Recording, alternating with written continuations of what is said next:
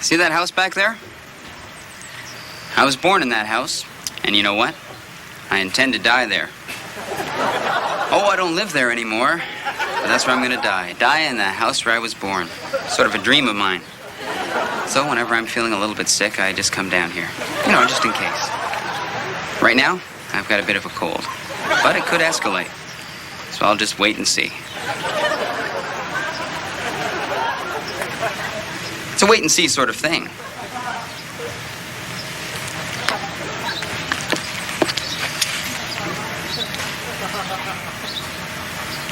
Oh, you don't have to hang around. Got a book.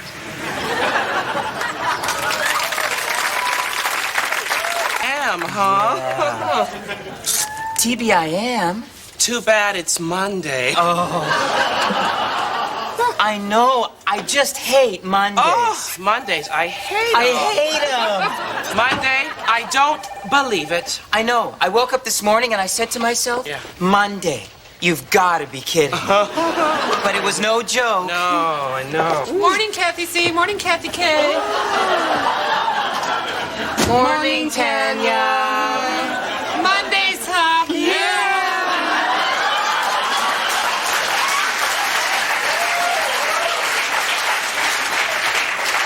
Temp. Oh.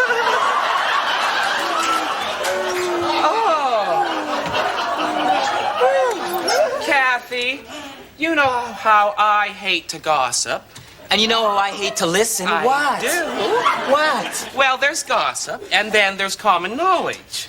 Well, there will be as soon as you tell me. Well, Kathy, everyone in this office knows that Tanya is sleeping her way to the middle. Well, who? What? When? Where? How? Many? Well, let's look at the facts, shall we? Yes. First of all, Mr. Malone from marketing. Mr. Mustache? God, oh God, all those long lunches, motel room matches. It's obvious. Well, maybe I'm just a priss or something, but I think all your ex-lovers should fit on a bus. Not that you'd ever want to be on that bus. Oh, God, no. I bet she's even done the driver. She's got him packed in the... Hey. Hi. Work, huh? Yeah. Slut.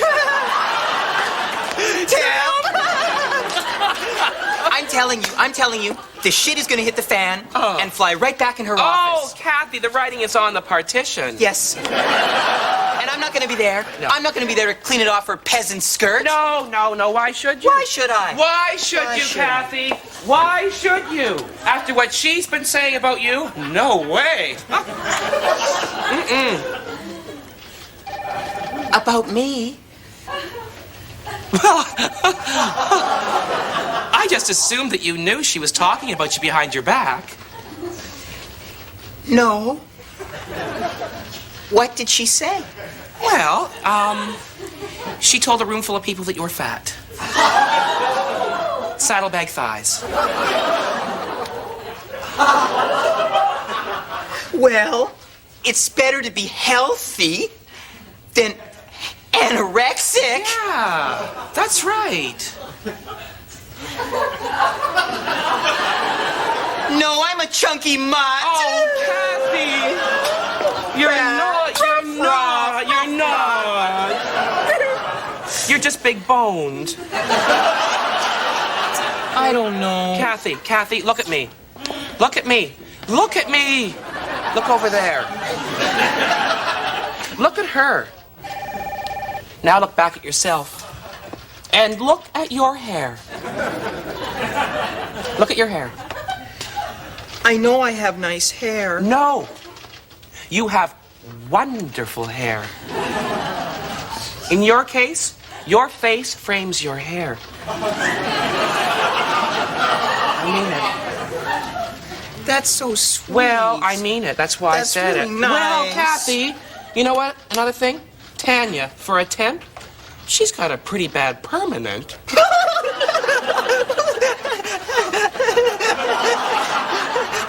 Well, maybe she should just shave her head and start again. Oh, that's the spirit. Who's this? I don't know. I'm coming. Tanya. Oh, you! Right after lunch. Oh, my. Oh, that's good. Oh. Feel better? Yeah, Yeah. thank you. Hey, no problem. That's what co-workers are for. Yeah. Okay? Yeah. Back to work. Yeah.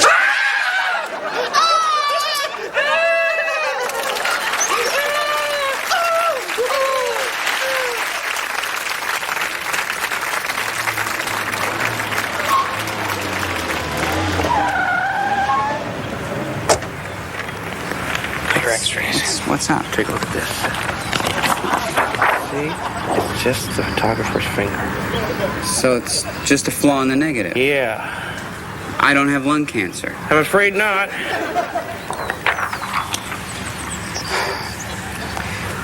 You know I took the day off work. I know. I'm sorry. Great.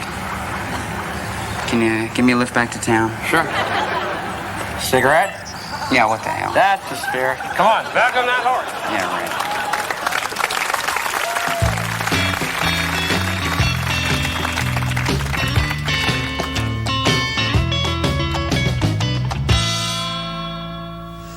What weighs more?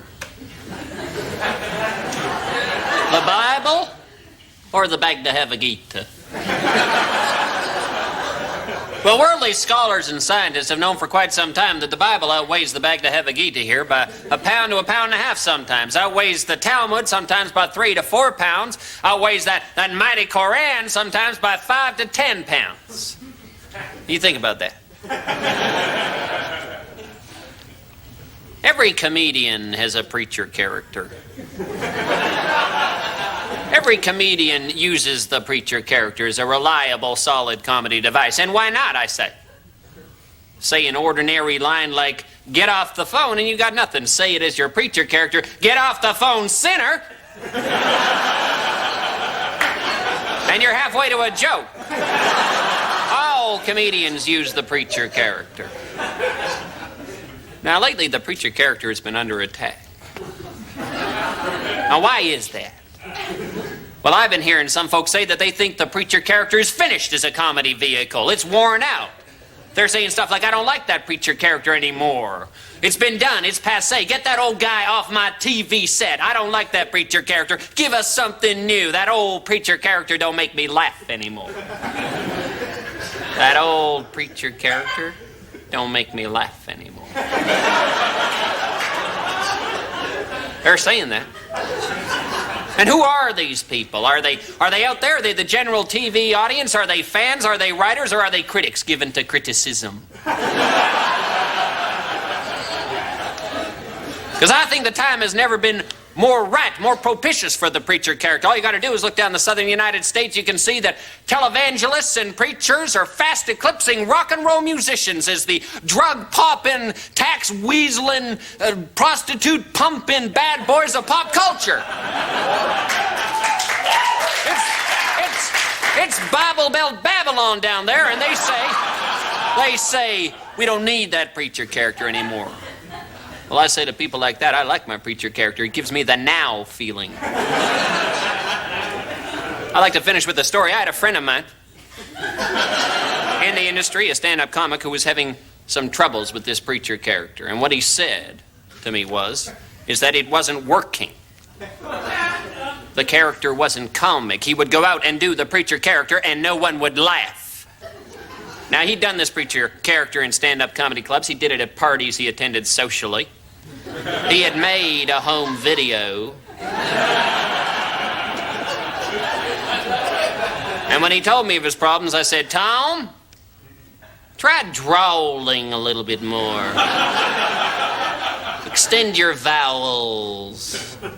And if that doesn't work, are you sure you're funny? That shut him up. So what weighs more? The Bible or a compilation copy of Gary Larson's Far Side cartoon? Think about it.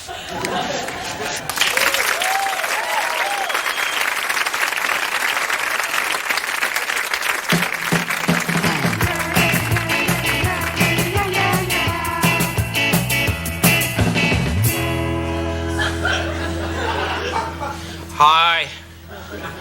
Come closer. No, closer still. Come on. Come on in. No, that's close enough. You don't want to disappear into a pore in my nose. Like the ill-fated crew of Fantastic Journey, do ya? Hi, it's Weston Esterhazy here. Confidant of the stars.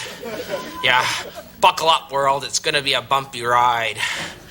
Apparently, Tina Yothers, Michael J. Fox's younger sister on the late smash hit sitcom Family Ties, is really 51 years old.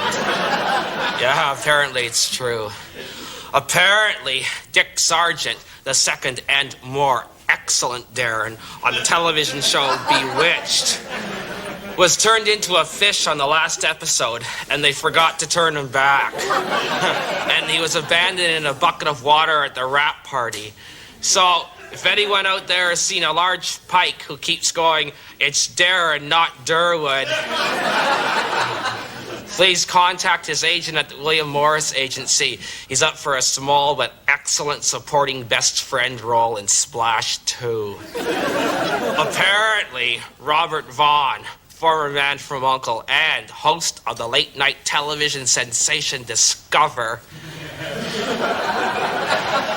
is being sued by his career for defamation of character.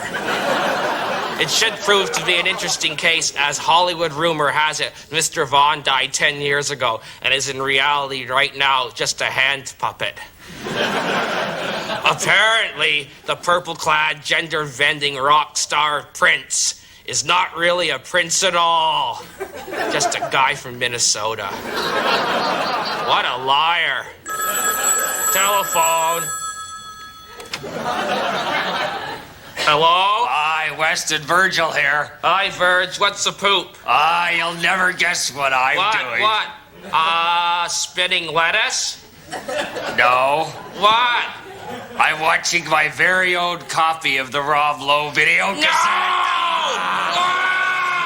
Excellent! What's it like? Actually, it's kind of boring. What? The girls are down to their panties, Yeah. but Rob's been spending half an hour lighting the room and adjusting the camera. Oh. Yeah, he really wants to be a director, eh? Yeah, you can tell it shows. Real keener. Yeah, well, put it on pause, okay? I'll be right over. Okay. Okay, just a second. I gotta go. Something really important just came up. Hey, who you talking to? God. Wow. Wow, he's famous. Yeah, the biggest one yet. Yeah. Okay, I'll see you later. Hey, yeah, all right, but hurry up, eh? I'll put it on pause, but hurry, because Okay, Rob's bye. thing awaits. Yeah, excellent! Yeah. Well, I really gotta go, okay? But remember, before I go, everything that I've told you is a secret. Just between you and me and the superstars involved. And please don't judge. They can't help themselves. They're celebrities. Bye. Go. No pictures. Bye.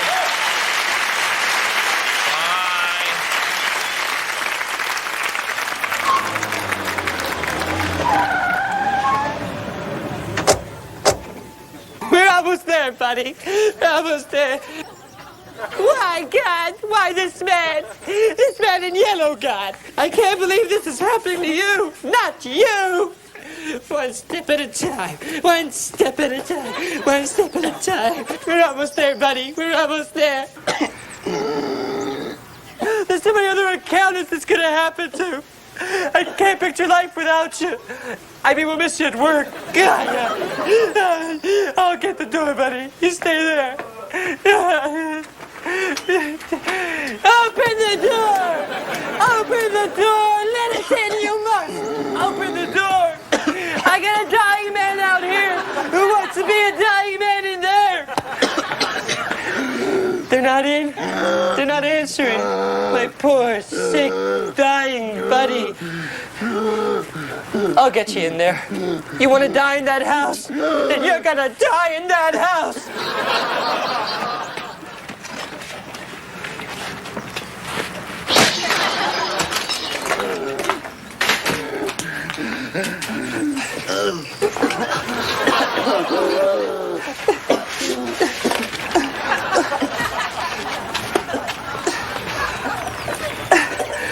There you are, buddy.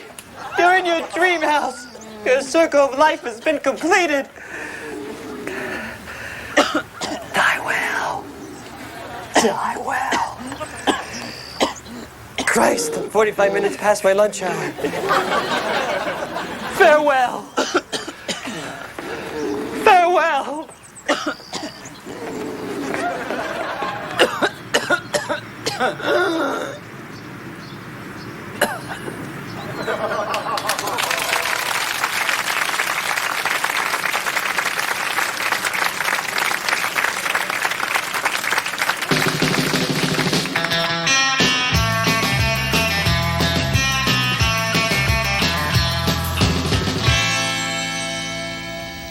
Picnic time for teddy bears. Those little teddy bears are having a wonderful time today. See them gaily play about. They love to sing and shout.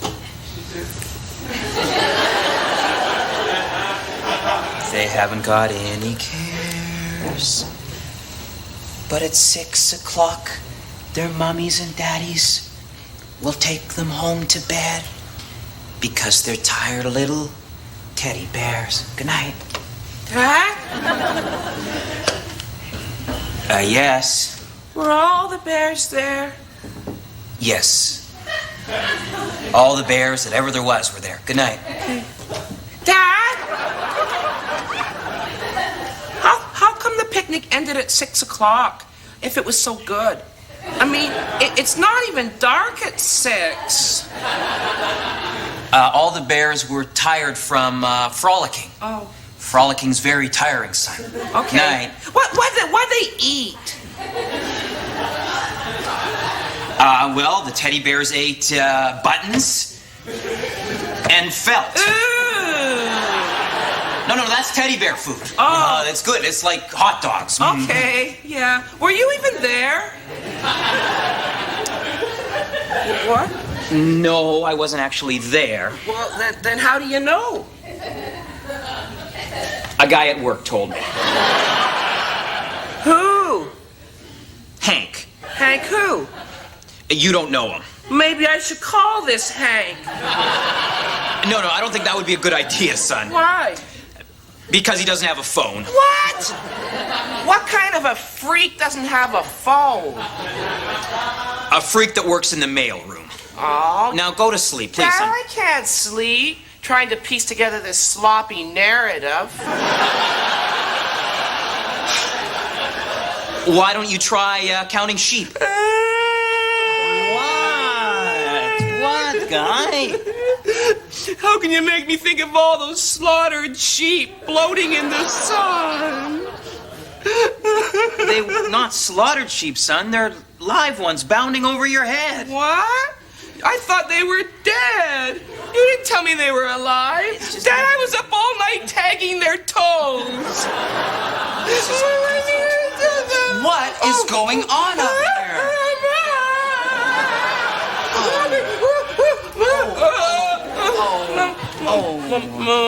There. What is it? Yeah, Dad told me this teddy bear's picnic story that sounds like utter bullshit to me.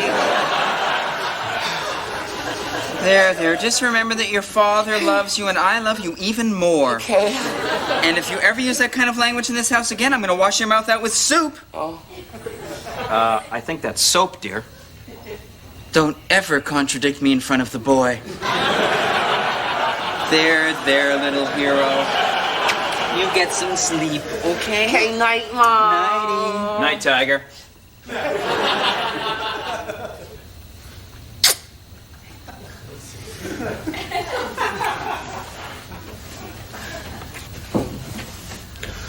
Bullshit, bullshit, bullshit. Soup.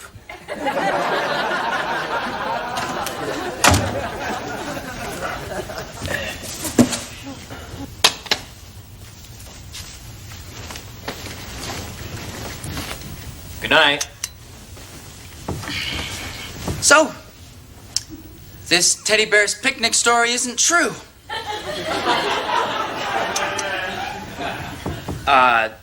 No, not exactly. Well, if you weren't helping out at the picnic, where were you last weekend? You think I'm having an affair, don't you? An affair? Oh my God! You weren't thinking that? Okay. I'm gonna be honest. I was out with a few of the guys from work and a few goblins, and it started raining gumdrops, so we happened into this wizard's tavern. And I'm gonna be honest, we had a little bit too much dew to drink, so I thought I shouldn't drive. Well, you did the right thing by not driving, but you should have called. Well, you know, I tried, but it's the darndest thing, honey. The wizard's leaf wouldn't dial out. Well, fine, but next time you should just try harder to get hold of me. You're right, sweetie. All right. Good night. Who's Doris? Doris. Doris. Doris. A woman named Doris came to the house the other day and said that she'd been meeting you for some time in sleazy motel rooms and that she was now carrying your child and wanted to know what we were going to do about it. And I was just wondering who she was. I could see why you would be curious. Yes, well, she did pique my interest, yes. Honey, she's a goat. She's a magical goat. And she delights on playing tricks on us mere mortals. I am so relieved. Oh, me too. Oh, I feel like such an idiot. Oh, don't feel like an idiot. No, you don't.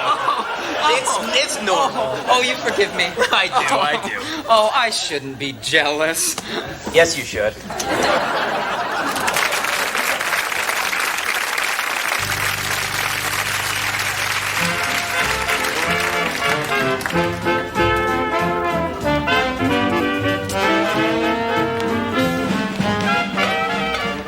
Good evening, ladies and gentlemen. I'm McGillicuddy. And I'm green. Well, Mr. Green, it appears that we have a conflict of financial interest to settle up, to the extent that I owe you 10 American dollar bills. But as luck would have it, I only seem to have a 20. Say, Mr. Green, would you happen to have change for a 20? That is to say, do you have 2 10s for this $20 bill? Yes, I do. Fine then, I'll give you the 20, you give me the 2 10s, and we'll call it even. No. Actually, we've just exchanged equal amounts of money. You still owe me 10.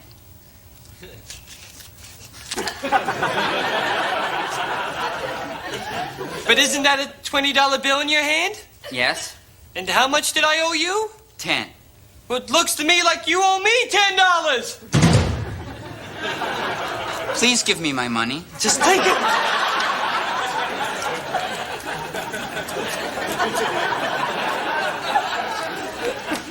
Mr. Green, guess who I ran into on the way to the theater this evening?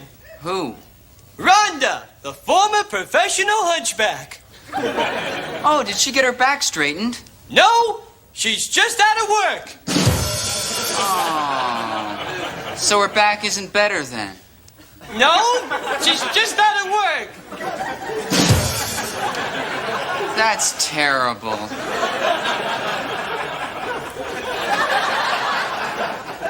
Say, Mr. Green, I hear you manage a baseball team. No.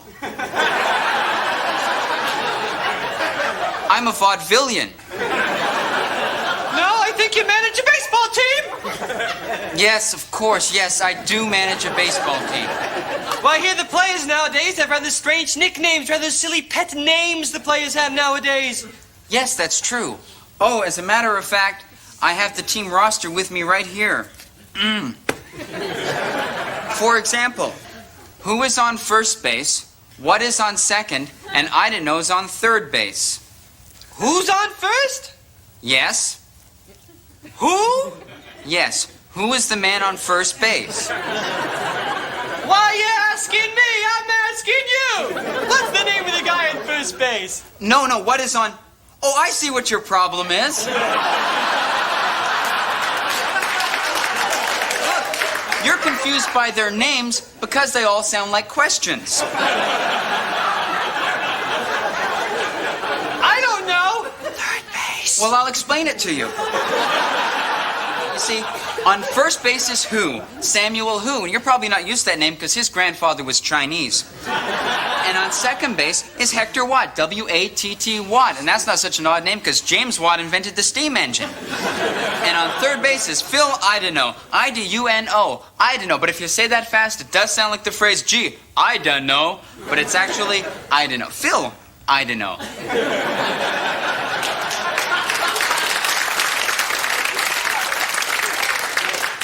That's it. You're hopeless. You're pathetic. You're the worst straight man I've ever seen. I quit! I should have never saved you from those seals. What seals? I auditioned for this job. Bastard! Get off the stage, Wayne!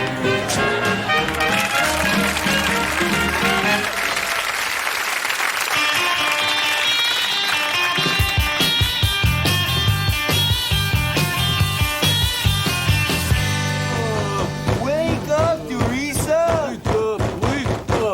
Wake up, it's real important! Teresa, wake up! Why don't you wake up? Wake up! Teresa, it's an emergency! Wake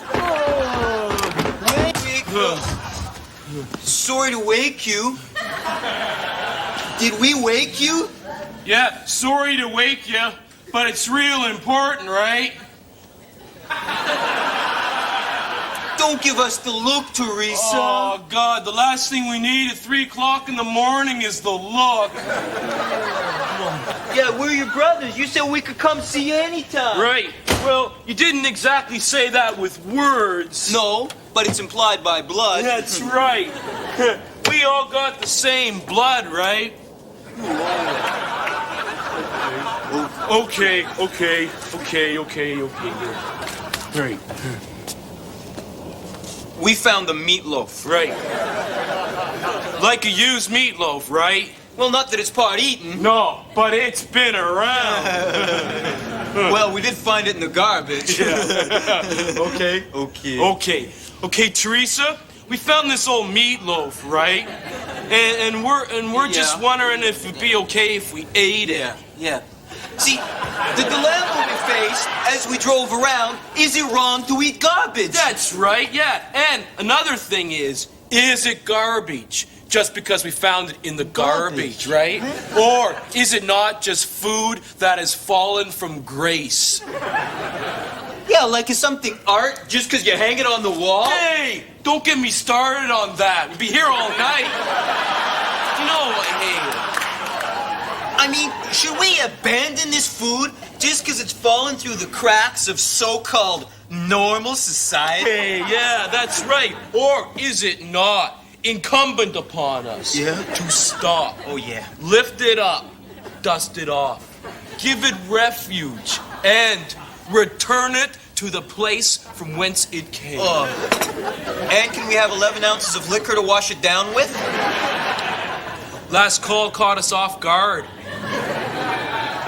Oh, not the look! Jeez, that look, Teresa! You know, 11 ounces is not an arbitrary sum. Oh, of course not, Dirk. It's the amount we have calculated scientifically we need to get drunk. That is right. I mean, if dividing it is what's bugging you, Teresa, don't let it bug you. No. Just give us 22 ounces of liquor and watch us go to work. Any kind of liquor at all. Yeah. Although I'd prefer overproof rum. And I would be with you on that train. Ooh. You know, like, grenadine, you know, it's not a liquor. No, but it's in a liquor bottle. I don't know, but it's something art just because you hang it on the wall? Hey! Jeez, not again. We'll be here all night. Well, we might be. Okay. Teresa, can we eat a garbage meatloaf, wash it down with liquor, and fall asleep on your pull-out couch? That is the question of the night. Look, she's giving us the look again. Oh, no, not the look! I'll die here. Literally die. Teresa, can you live with yourself knowing you let us die without giving us haircuts? All right. Otherwise, we'll show up for court tomorrow with incriminating hair. Yeah. Hey, aren't we innocent until proven guilty? Right on, which will happen at 9:30 tomorrow morning. Right. Hey, are we criminals just because we committed a crime? Oh, that's good. Yeah, hey, isn't break and enter a victimless crime? No one was home. Right. Hey, you look real good in that house coat. Kind of foxy. All right. So you gonna cut our hair or what? Come on. Jeez. Standing there Don't got all night.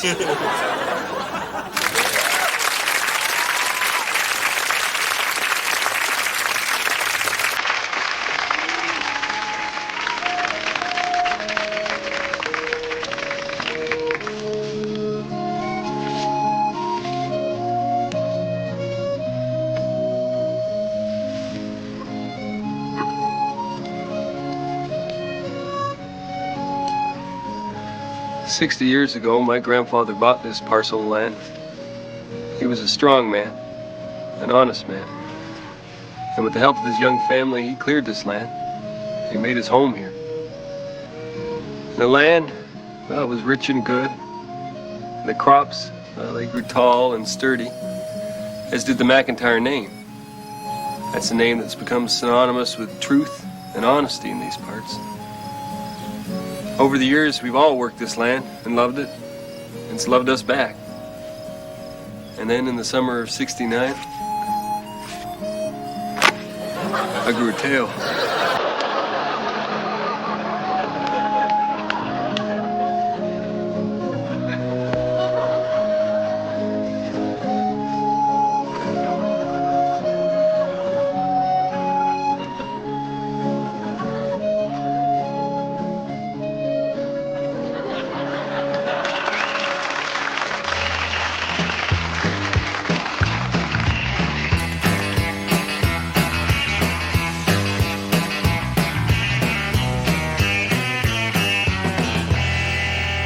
How are things going with you and Leslie? Oh, good.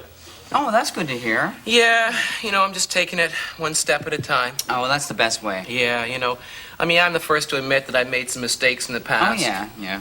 Rush things. Mm-hmm. But this time, it's different. I've learned the value of patience. I've learned how to just take things one step at a time. Oh, well, that's the only way. Oh, yeah. Don't try to rush things. Don't try to control things. No. Just take it one grasping, desperate step at a time. I think that's the right attitude. Oh, yeah. I'm older now. Yes. I'm wiser. Of course. I finally learned how to take things one clinging, possessive, jealous step at a time. Good for you. Oh, yeah. People need their space. Mm-hmm. I need my space. I know that. That's why I just take things one stifling, smothering, overwhelmingly needy step at a time. Tell me about it. Yep. Just one. Don't go! Okay, go! I don't need you! I don't need anybody! Nobody loves me! I'm a freak! Step at a time. Well, I think that's the only way, because, you don't want to scare the other person off, right? Yeah, exactly. And interestingly enough, Leslie left me. Aww. Well, I'm sure it's for the best. I guess you're right. Hey, can I buy you another beer? Sure, then back on that horse. Hey, I feel lucky.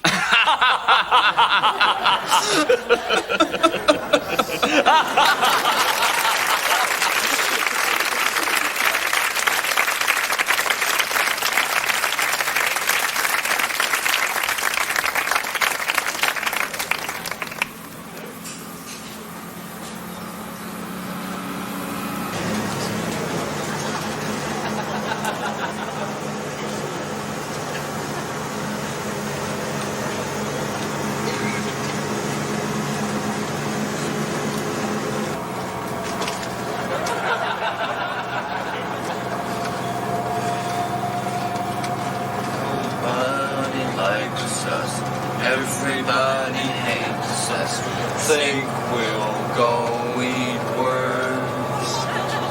Big, fat, juicy ones, teeny, weeny, squeaky ones. See how they wiggle and squirm. Cut off their heads and squeeze out their juice and throw their tails away. Nobody knows how we survive on worms 3 times a day. One more time. Nobody likes us, everybody hates us. Think we'll go eat. Take that juicy one, teeny weeny squeaky ones. How they wiggle and squirm. Cut off their heads and squeeze out their juice.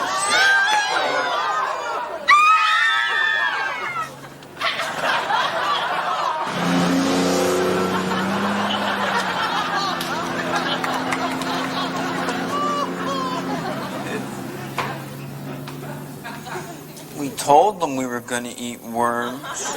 They seem to like the idea. Nobody likes us.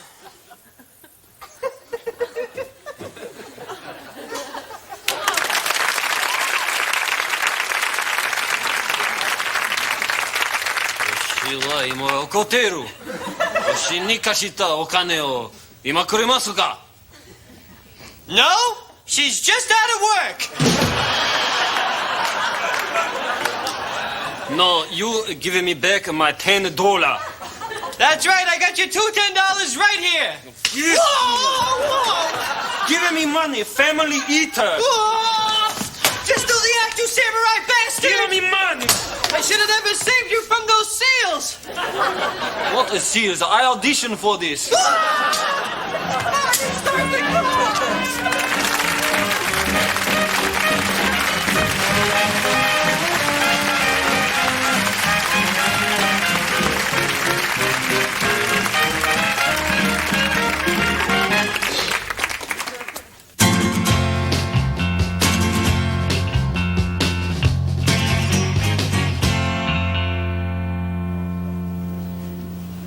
Hey, you see that moon? Oh, that one there. You know, I think the moon is a bit of a spy. Yes, I do. There was a moon like that in the summer of my 16th year. Some say I was 16 then, but I don't know. And there was a girl, too. Her name was Marie. At night together, we would walk down by the sea, and oh my God, if you could have seen the body on this woman. The way at night her long legs would stick into the moist night sand like God's own barge poles. You know, and I longed to tell her of the feeling I had in my heart for her, but the words, they would not come. They would not come through my spotty adolescent face. They would not come through my angry hair or my sweaty feet or any other part on this body that I now call a man's. So the word je t'aime were never passed between us, but that moon, yeah, that one there, it spied on us then. Because I think maybe it spies on us tonight, no?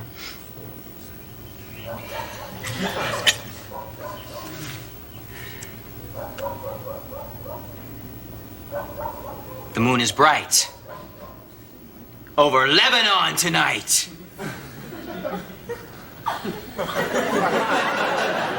The Lebanese moon looks down. Shim, sham, shakam. Cattle explodes. Cow shrapnel drips off tree.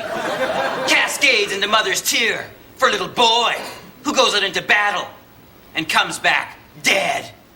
Or worse, comes back a man. Why don't you warn them, moon? Why don't you say duck or scram? But the moon will not. The moon just sits there grinning like a corpse at a Dean Martin roast. What are you laughing at, moon? Why don't you share it with the whole class, moon? The moon laughs knowingly. The moon laughs. The moon. The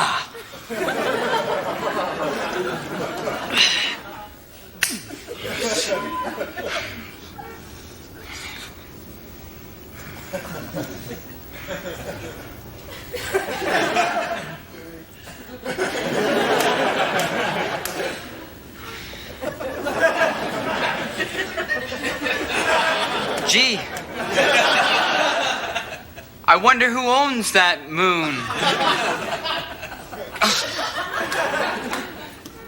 Yes. Yes. Yes.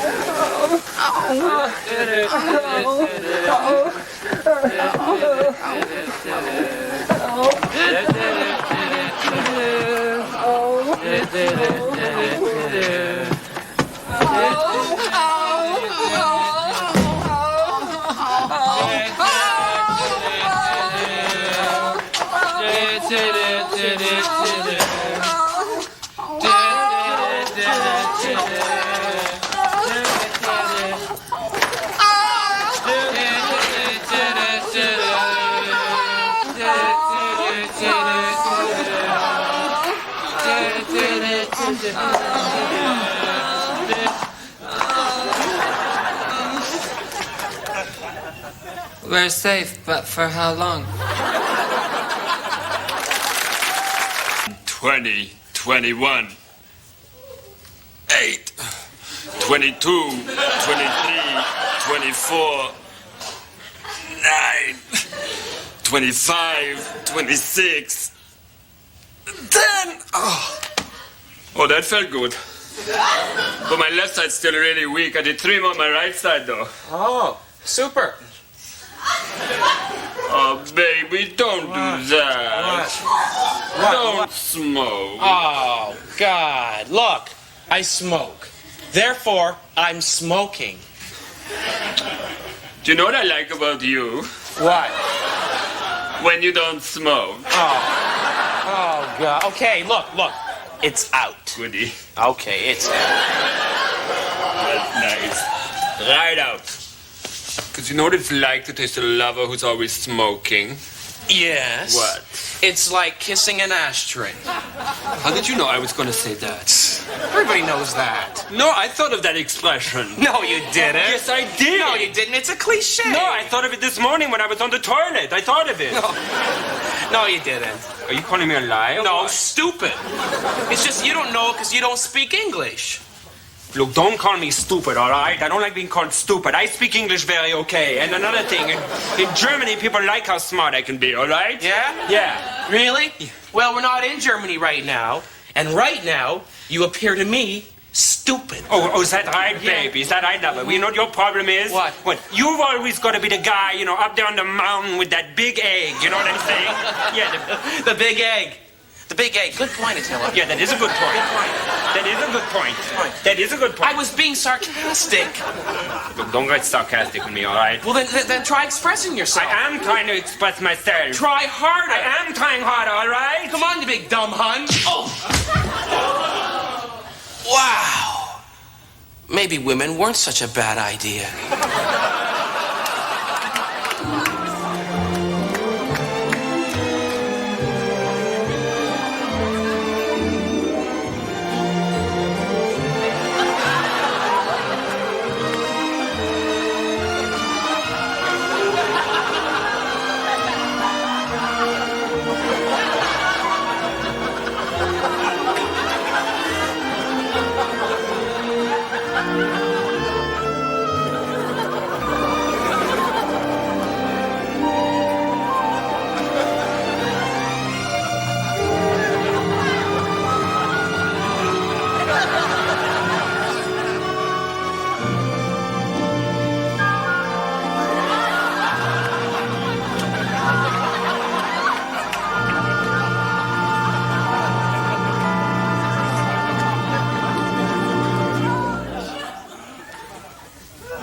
I know you. I know you too. Ingrid. Stephen. Ingrid Robbie. Stephen Grudner. From high school. Boy, I haven't seen you since you stood me up for the high school prom. Yeah, about that, Ingrid. It wasn't you that I stood up. It was women. Oh, so it wasn't me that cried, ate corn chips, went to the prom anyway, and ended up dancing with the science teacher. No. It was women. Yeah. So it's not me you should be mad at, but gay men who date women. Oh, I was just mad at you all these years. No. I hope when I wake up I remember to call my mom and tell her to stop hating you. Mm-hmm. This is great. Yeah. You know, Ingrid, I've been thinking that women are a good idea. Yes, I know. Wow. Isn't life funny? Stephen? Yeah?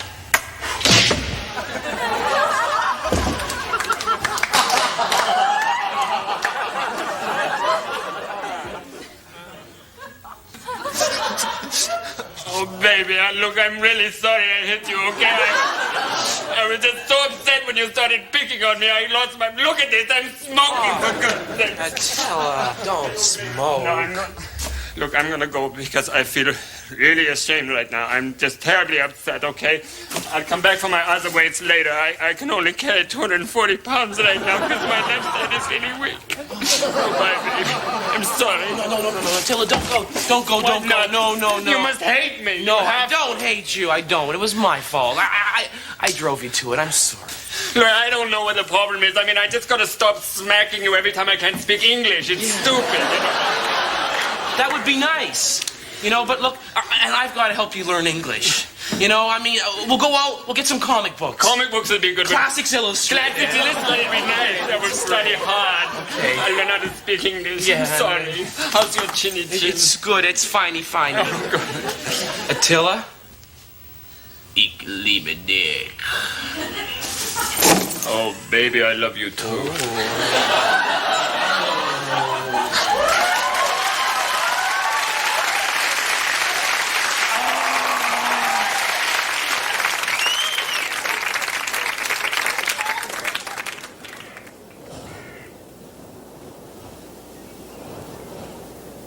"30 Helens agree." Coleslaw deserves another chance.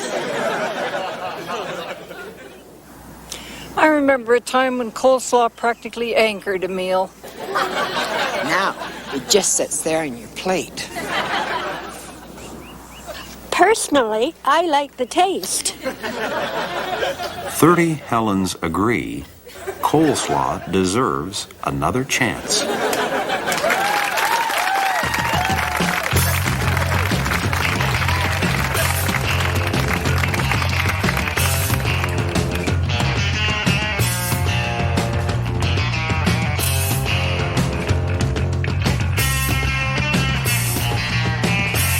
And of course, in March, when we finally hit the right market with the right approach, the net income that was reached was far more substantial than our disappointing February.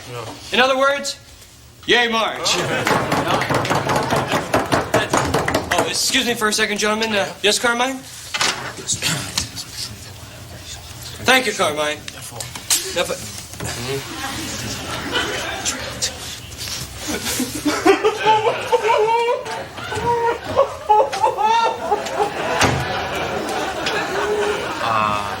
Sir?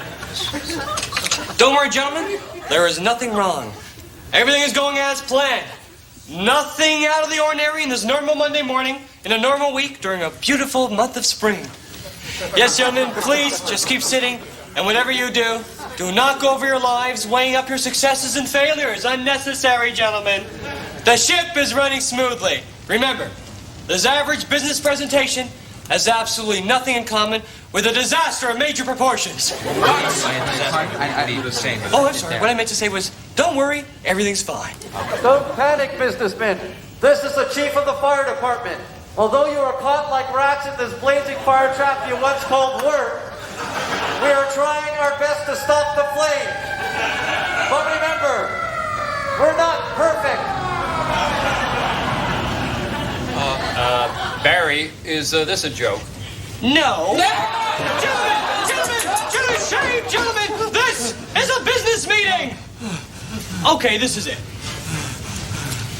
Yes, there is a blazing fire a few floors below us. And no, there is no way down because the stairs and the elevators are both, let's just say, inaccessible. Though I could easily say permanently destroyed. I'll keep it inaccessible. Oh yeah, and the fire's rising towards our floor. What? But I know you guys are aware how important this presentation is, and you would probably want me to continue. So who am I with? The career-minded guys who want me to go ahead, or the nowhere guys in a downward spiral?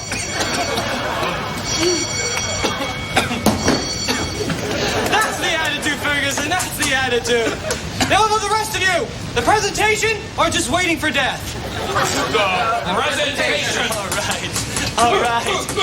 Remember, gentlemen, this is an office of businessmen, not a large toaster for cowards.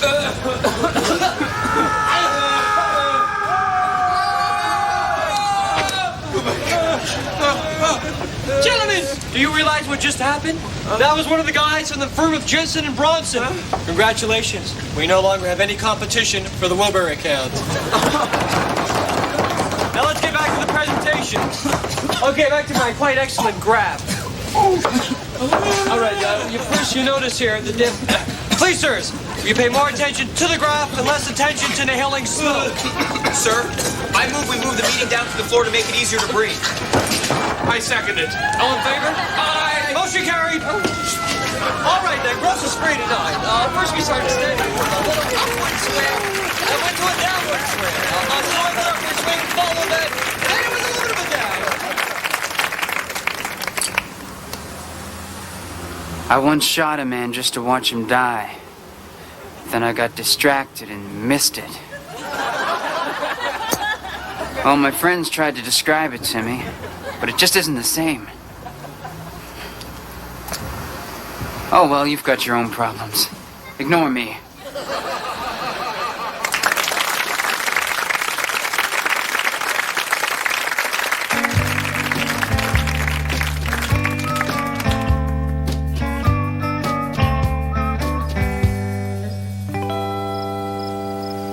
Karen and I were so in love. We were like Romeo and Juliet. The only difference between us, drunk on gin.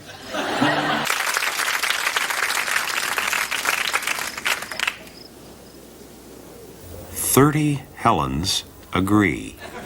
Hawaii was better before. A honeymoon there used to be a reason to get married. Yes, but it's so commercial there now. 30 Helens agree. Hawaii was better before.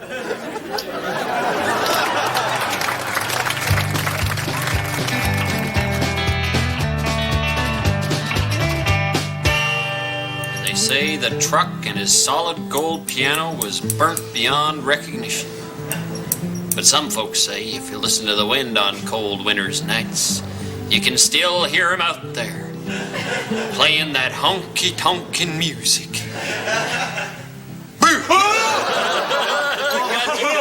I got you good. Good story, Clem. Good story, Clem. Good story. Yeah. Hi, everybody.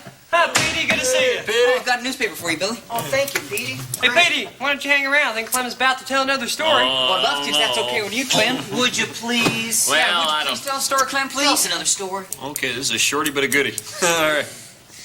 Now, I got your twins. It was two girls, normal in every way, except at birth they were joined together by a 10-foot piece of chain between their ankles, right? Now, the first day that their daddy let them out of the root cellar, they took a vote, nice and democratic-like, and voted 2-0 to go fishing. Now they get down to the river. Mary turns to Alice and says, where's the pole? Alice says, I didn't bring no pole. No pole. She said, where's the bait? She says, I don't bring no bait. No bait. I said, get on back to the house and get it. Alice says, to hell with that. Grabs Mary, throws her in the water. Darn it, 10 minutes later, they are looking at the biggest catfish this county ever saw. I've seen that catfish. It's at the mayor's office. Yeah. Oh, What a great story, Clem. What a great story. Clem, would you tell us another story, please? Would you please? Would you tell us another story, please? Dry here. Oh, please, Clem. Well. Clem, why don't you tell us one about Three Thumb Jake? Yeah, tell us a story about Three Thumb. Oh, you want to hear a three-thumber? Oh, yes, sir. Okay.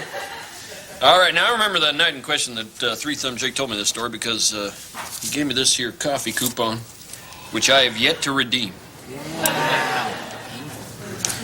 Now, he admits that he'd been drinking on the night in question, but he still swears to God he was out night fishing, and he saw a spherical object descend from the sky. The doors open, and these aliens began unloading crates of Bigfoots. Crate after crate of Bigfoots. Now, he sees them, and they Next! see... What? What? What do you mean, next?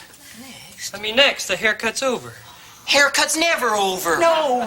What's over this time, Billy? There's not another hair to cut, therefore the haircut's over. Well, just wait a minute. His sideburns ain't even. Oh, yeah. His sideburns is way out of whack. They're horrible. Oh, sir. Haircut ain't done with sideburns. No, all like that. 3.5? 3.5. Of course they're even. You know they're my specialty. Of course they are. There's a hair in the middle of his head, sticking up like a shikatawa. There is a hair. There's a long hair there. I thought there might be a little old hair. What happened to Bigfoot? All right. So, with those giant green suction cups on the bottom of their feet, they begin ascending a telephone pole to get a better view of Three Thumb Jake, right? They're going up.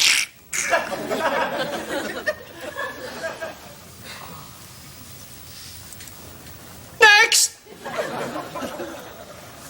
How do I look? Fine, sir. Then I guess I'm done. You're so clear. Oh, well, hell, how much owe you there, Clevis? Oh, what'd it be, about 5? Not a blessed thing. Your man is no good here. Best head of hair I ever cut. Well, thank you. Thank you. Thank you. Well, take care, pretty. Sure did enjoy all your storytelling, Clem. Well, thank you. Billy, take care now. Yeah. Idiot boy. Hey, now, idiot boy, come on now. Hey, now, you mind your drooling now, you hear? Some folks, they don't kinder to that. Clem! Take care of that part. Don't let any pretty women mess it up. Hell, now, don't you go worrying about me and pretty women.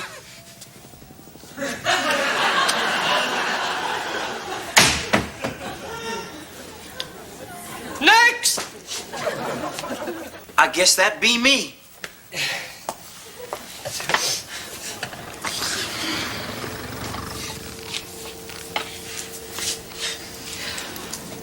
Once upon a time, there was this eel monkey, and he had himself a bullum head. And everybody would come around laughing at him, and they would make him eat Bullum head? What the hell's a bullum head?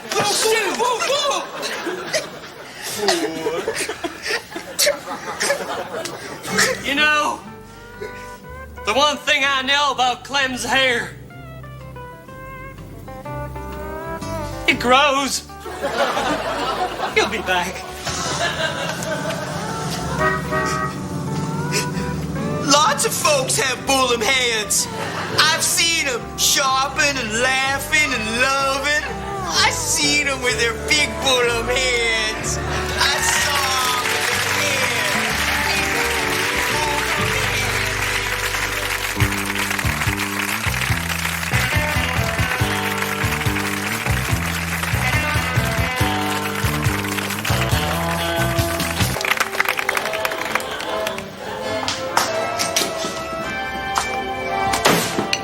Hi, Gordon.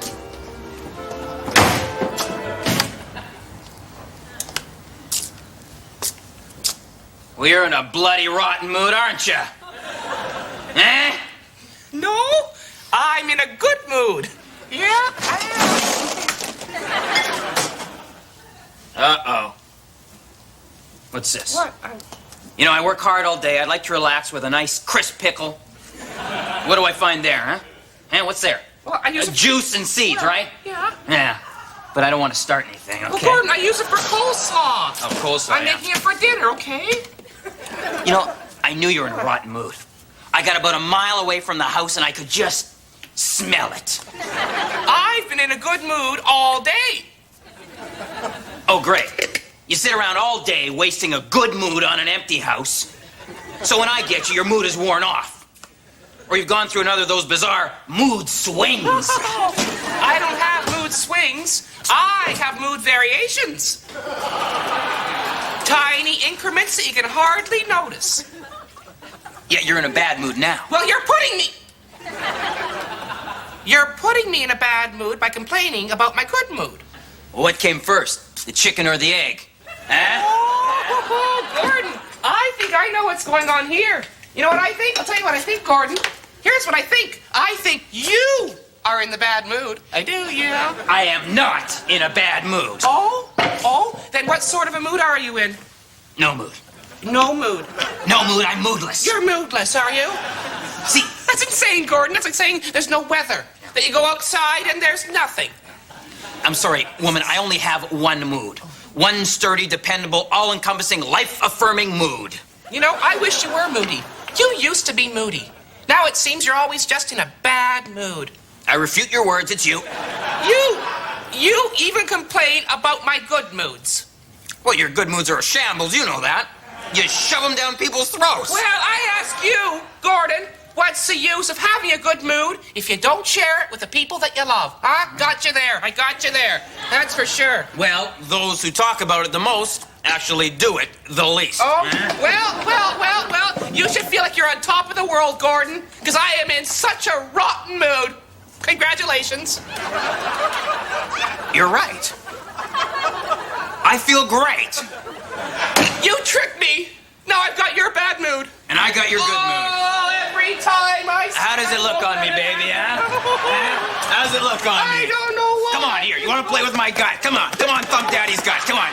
You know what your problem is, woman? Yeah, what? You haven't been tuned. Come on, let me tune you. Let me tune your belly, mama. You are barking up the wrong tree. I'd rather be in a multiple car pileup. You are just lucky that I'm not armed. Because I am in a horrible, slaughtering mood. Why don't you do what you normally do? What would that be? Call your sister.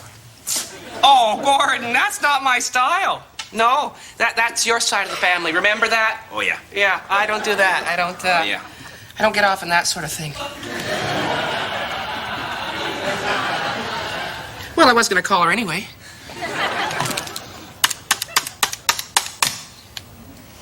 Hello, Barbara? Fine. Just calling to tell you how upset I was at how late your Christmas card was this year. A week? That doesn't give us much time to enjoy it now, does it? No. You just get up on the string and then you gotta take it down. Don't yell at me.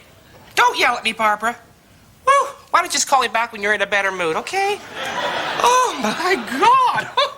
How's your sister? Not too good. I think her and Russ are fighting again. Well...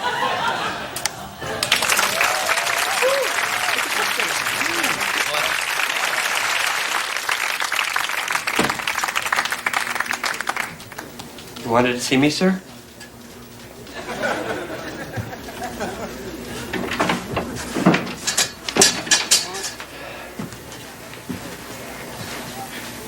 William, I believe I asked for this report to be on my desk today at 1 o'clock. It's now 3:15, and my desk is empty. An empty desk is a sad desk. And if my desk is sad, then I'm sad. Right now, I think I'm looking at one of the laziest employees I've ever seen. And I think that... Don't touch my car. Don't touch my car, please. Okay? And I think that maybe you ought to try and make contact with that young man that once upon a time had the gumption to sit down with a matchbook and to put in his name and to mail off for a course in clerking. You're on a downward spiral, my friend. And if you continue on this downward spiral, you're going to find yourself at the bottom. Now, I happen to grade everyone who works for me. And out of 17 clerks in my employ, I rank you, there you are, 17th. Now, I know that perhaps you think that things aren't done the way you'd like them.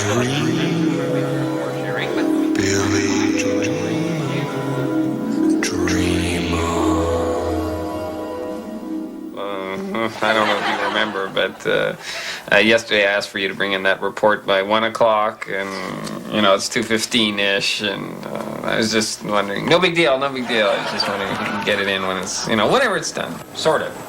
Kind of. Yeah. Nice car. Thank you, William. Thank you. Oh, by the way, I did my monthly report on the employees, and out of 17, you came, I believe, 8.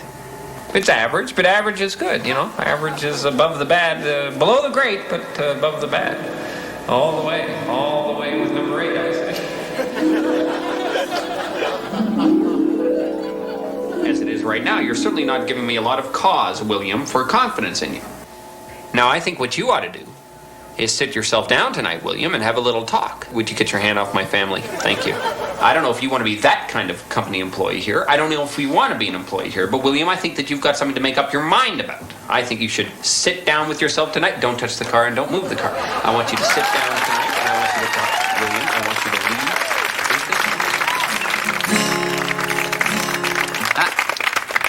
I'm just going to slow things down a little, play a few of my favorite folk songs. You know, just sort of take a breather from the comedy and sit back and feel the good feeling. It's not only about you, folks, but I, for one, am very happy to see the resurgence of folk music in this nation. You know, that Tracy Chapman is going great guns, and Michelle Shock, well, she's quite a promising young talent. And festivals dedicated to folk music are springing up all around this great nation like mushrooms. And I just couldn't be happier, because, you know, I ain't ever been a big fan of rock and roll music. Oh, maybe that makes me square, maybe I'm a little old-fashioned and out of touch, but I guess I'll have to live with that. Nope, for me, rock and roll music, and excuse me if this is corny, just gives off too many bad vibes. All I know is I never heard of anybody up for a murder charge and trying to pin it on Pete Seeger. And as near as I can remember, the Manson family never scribed in blood on a wall, "Skip to my loo." So I just want you to sit back and relax, because the acoustic guitar never did nobody no harm, no how.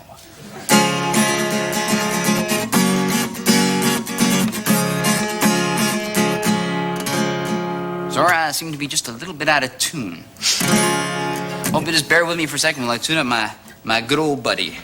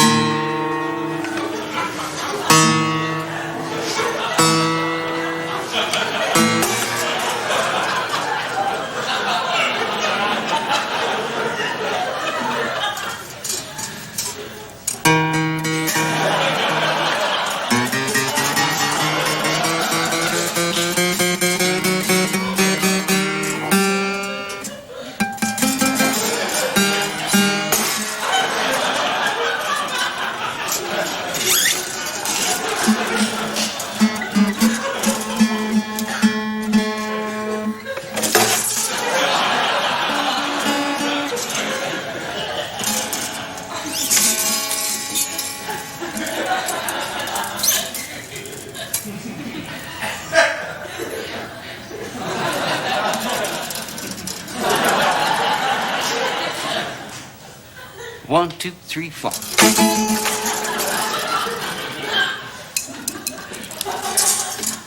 What the hell, folks? Long live rock!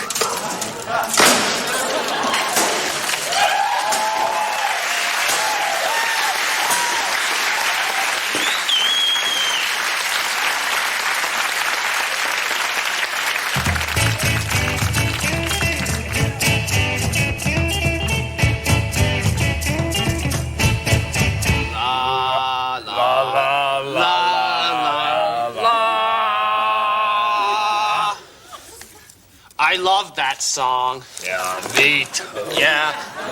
God. I love show tunes. Me too. Yeah. Hey, Weston. Yeah. You know, I got a new scrapbook. Yeah, excellent. What's your category? I don't know. I was thinking of Hollywood victims of plastic surgery. Excellent. Isn't that good? I got a better one. What? How about who's gay in Hollywood? Wow, that's a great one. Excellent. Wow, yeah. Wow.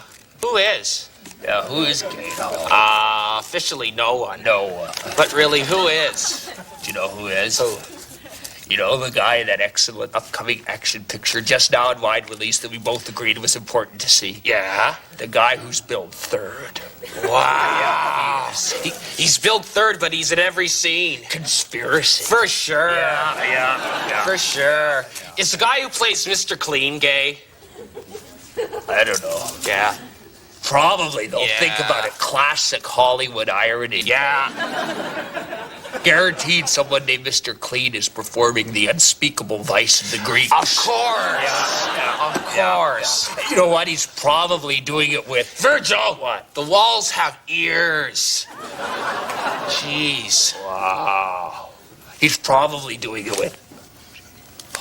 Yeah. Wow, him? Yeah. He doesn't act gay. Not on TV, but off screen and in private home videos secretly circulated from Studio Mandarin to Studio Mogul. It's a different story. Real flavor. Wow. Excellent. You know who else? Who? Benji. What? Yeah.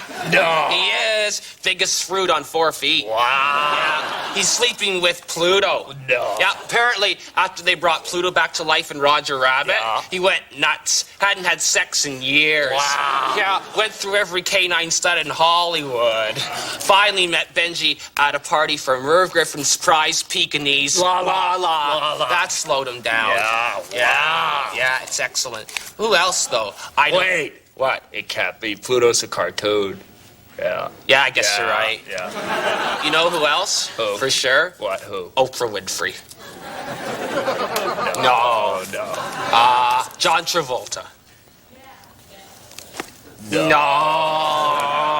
What about Tom Selleck? No. George Hamilton.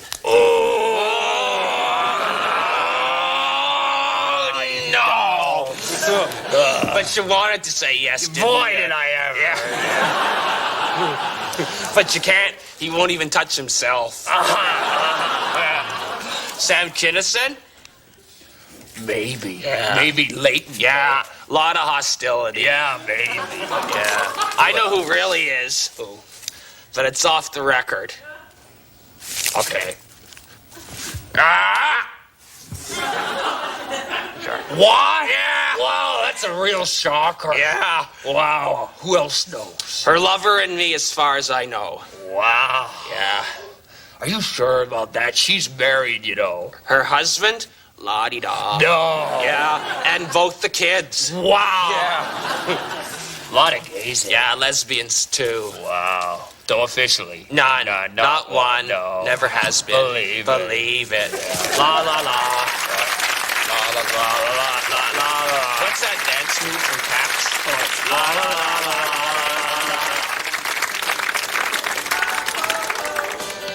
la. I like this group. They certainly do know how to rock.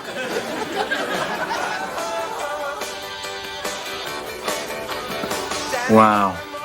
Imagine if the four of us ever learned how to play rock and roll instruments. We'd be the best band ever.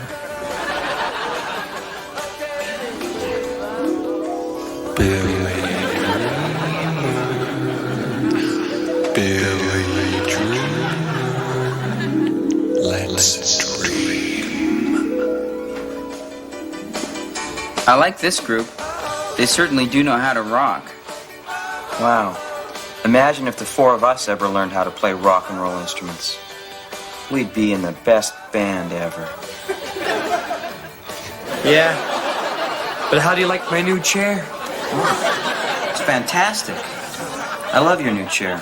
Yeah, and I like your new TV, too. Maybe someday you'll get a color TV. Yeah. Life is just fine.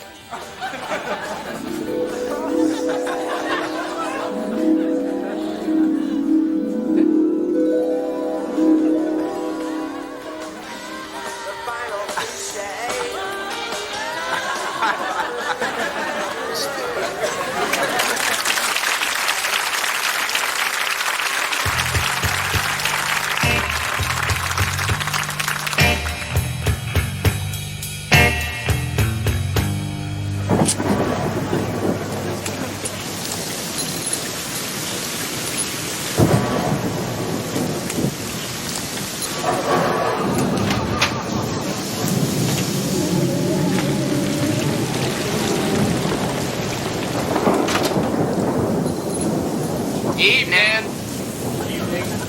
Good evening. Evening. Hey. Evening. Evening. Evening. So, I guess you'll be wanting a room then. Yeah, just for the night. I'm on my way to Biddeford. Oh, Biddeford's a lovely, lovely town. Yeah. Excuse me, I couldn't help but notice, but everyone here seems to be, Mutilated? Evening. Hey. Well, yeah. Oh, you're quite right. In fact, I myself am missing a leg.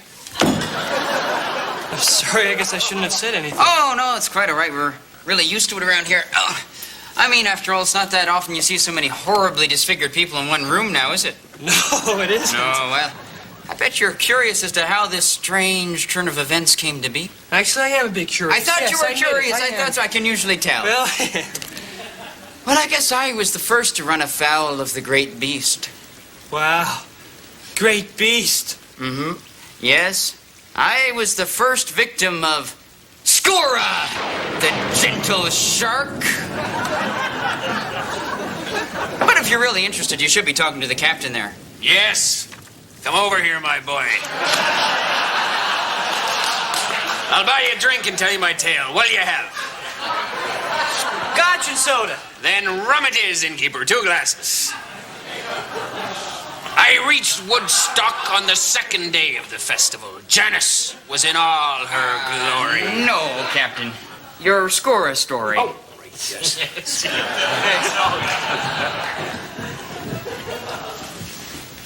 I used to be the captain of my own cruise ship.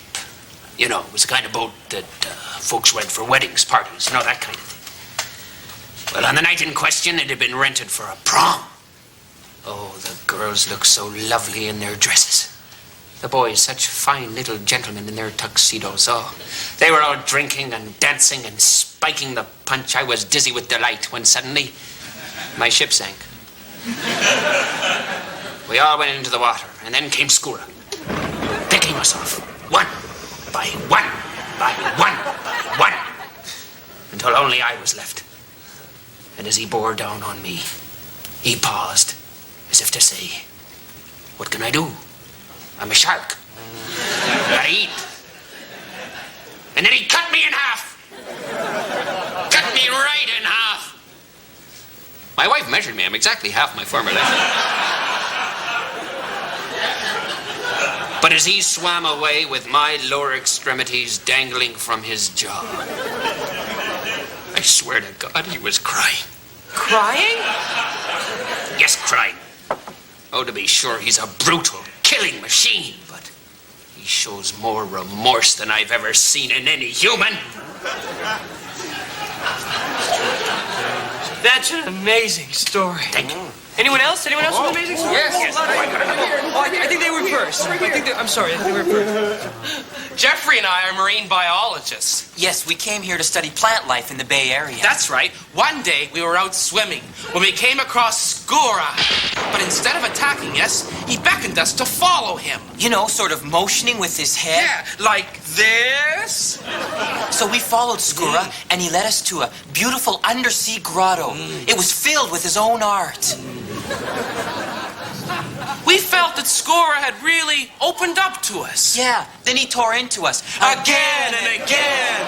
Then, when his belly was filled with our hot flesh, he suddenly stopped. Yeah, I remember that. Remember, Jeff? And filled with self-reproach, began to throw himself against the walls of the cave and left us alive.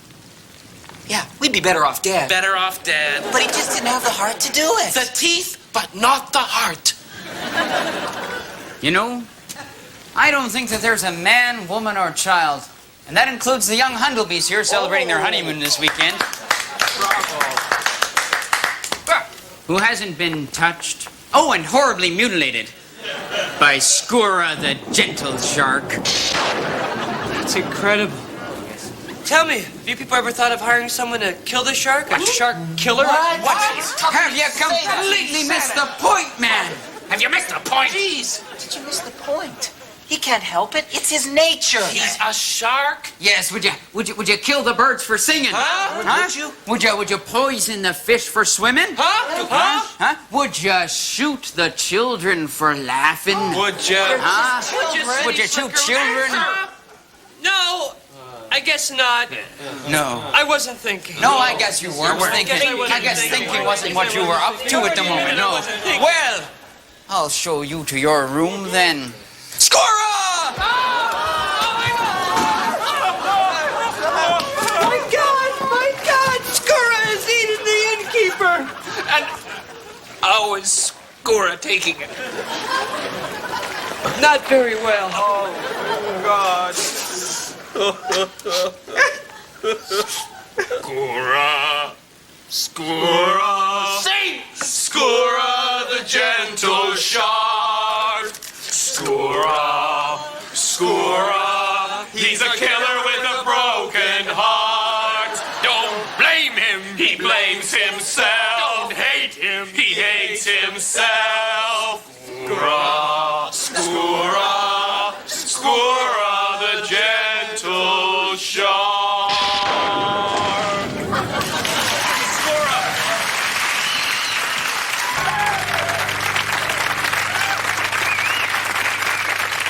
God, what a thing of beauty. Great handshake. Yo, Mr. Tolson, how are you? pretty good. Listen, I'm sorry I'm late. You know, traffic. Right. Yeah, traffic. Try that on me, huh? You're right. That excuse you gave me works great. Yeah, doesn't it, though? Doesn't it, huh? So why were you late, anyway? Traffic. Wow, life imitates excuses. Incredible. Yeah. Well, anyway, look out here, Gerald. There's a sea of businessmen. The ripples and eddies you catch with your eye, those are the important guys. The name of the game is networking. Businessmen meeting other businessmen for the purpose of meeting again at a later date. Do you understand? Networking. Yeah. Now, but you gotta be cool. See that guy? He's trying way too hard.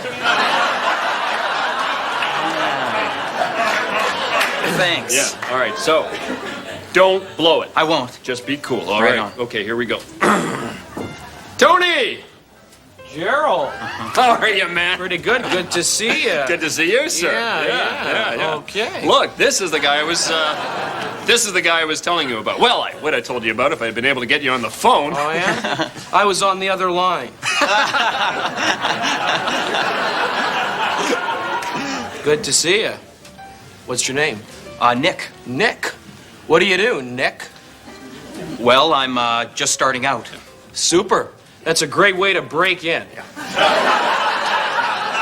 Yeah, well, I hope to break in and get hot. Yeah. That's a great idea. Yeah, isn't it? Hope to see you on a mailing list someday. Great. See you then. Okay. Listen, I'm going to stand a few feet away. Sure, Tony. Sure. Wow. What'd I tell you? Wow. Yeah? Bet he can do something for me someday. Hey, well, he knows you. Can that hurt? No way. Now we're networking. Yeah, right. You're right.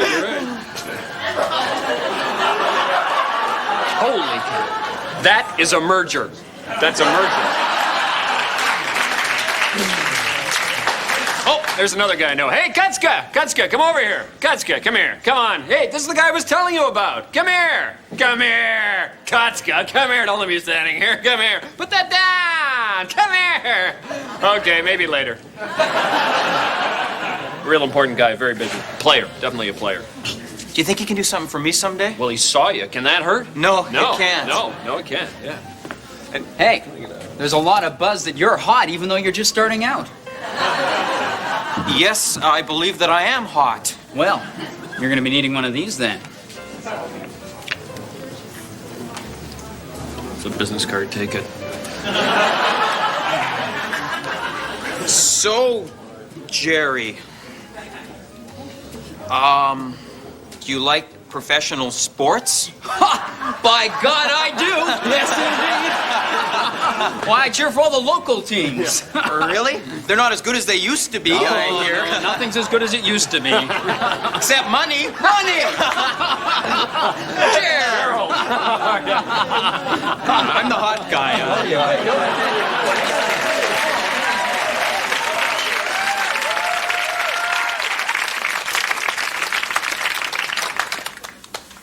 Lopez.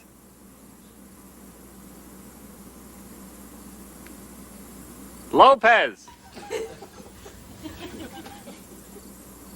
Lopez.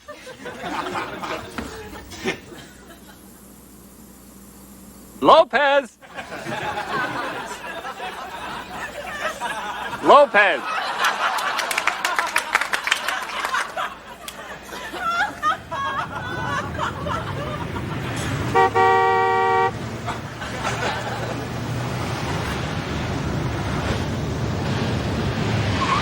Hey, need a lift, Chubby? Yeah, thanks a lot. Well, jump on in, Fatso. So, where are you headed, Lumpy? Where's a great fat thing like you off to? Well, I'm going to Kitchener, but you could drop me off anywhere that's convenient. So, what's a big lump of lard doing in Kitchener, huh? I mean, what's a town like that have to offer a wide-ass 2-ton hunk of humanity like yourself? Because you know it's a small town. You sure you'll fit? That's what I'm worried about. Will you fit? So I gotta ask, why Kitchener, huh? You walking, talking, sebaceous gland? Well, I have some family there, so I might stay for a while. Ooh, so the family fat's having a fat family reunion, huh? Whole flabby clan gathered together in the front yard to play lawn darts on wobbly thighs. Is that the idea? Am I painting an accurate portrait of this spectacle, huh? Oh my God, there's an elephant in the car! Rogue elephant, save the children! That's just you. Boy, am I hungry. You know, I guess I haven't had anything to eat in about, an hour. You ever done that?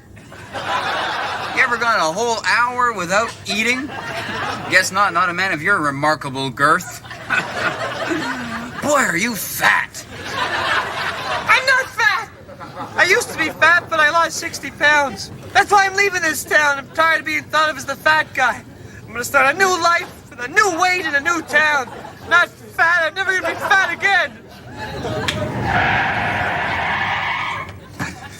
Get the hell out of my car, fatso. Come on, drag your cavernous stretch marks out of my car. I'm not fat. Now go shout it from the mountain. Wait a minute, you are the mountain. God, I hate fat people. I hate what it says about their personality. Would you look at that truck? Hey! Why don't you get that fat thing off the road, you fat bastard! Jeez.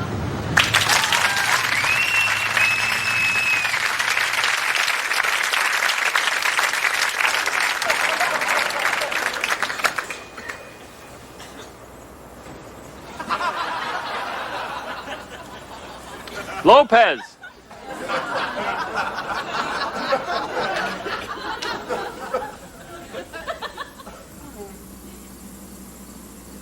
You in there, Lopez?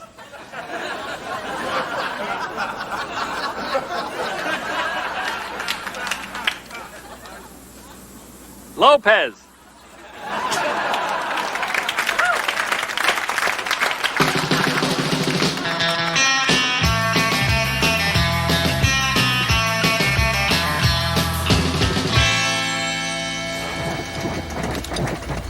have a chocolate glazed donut.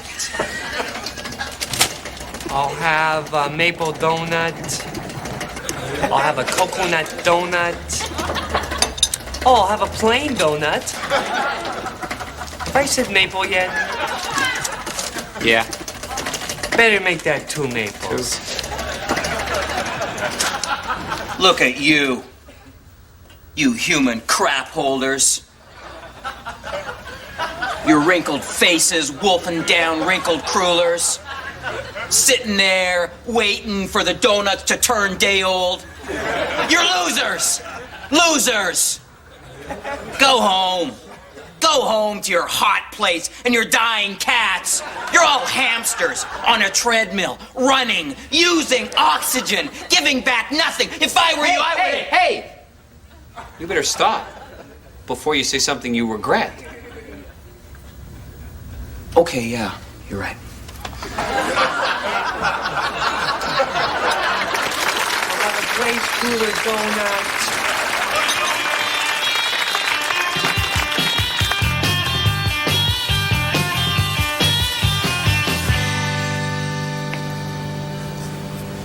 Can't believe that Mike is gone. He was my best friend for 20 years. I was his best man when he married Monica. I'm the godfather to their 6-year-old child, little Donnie.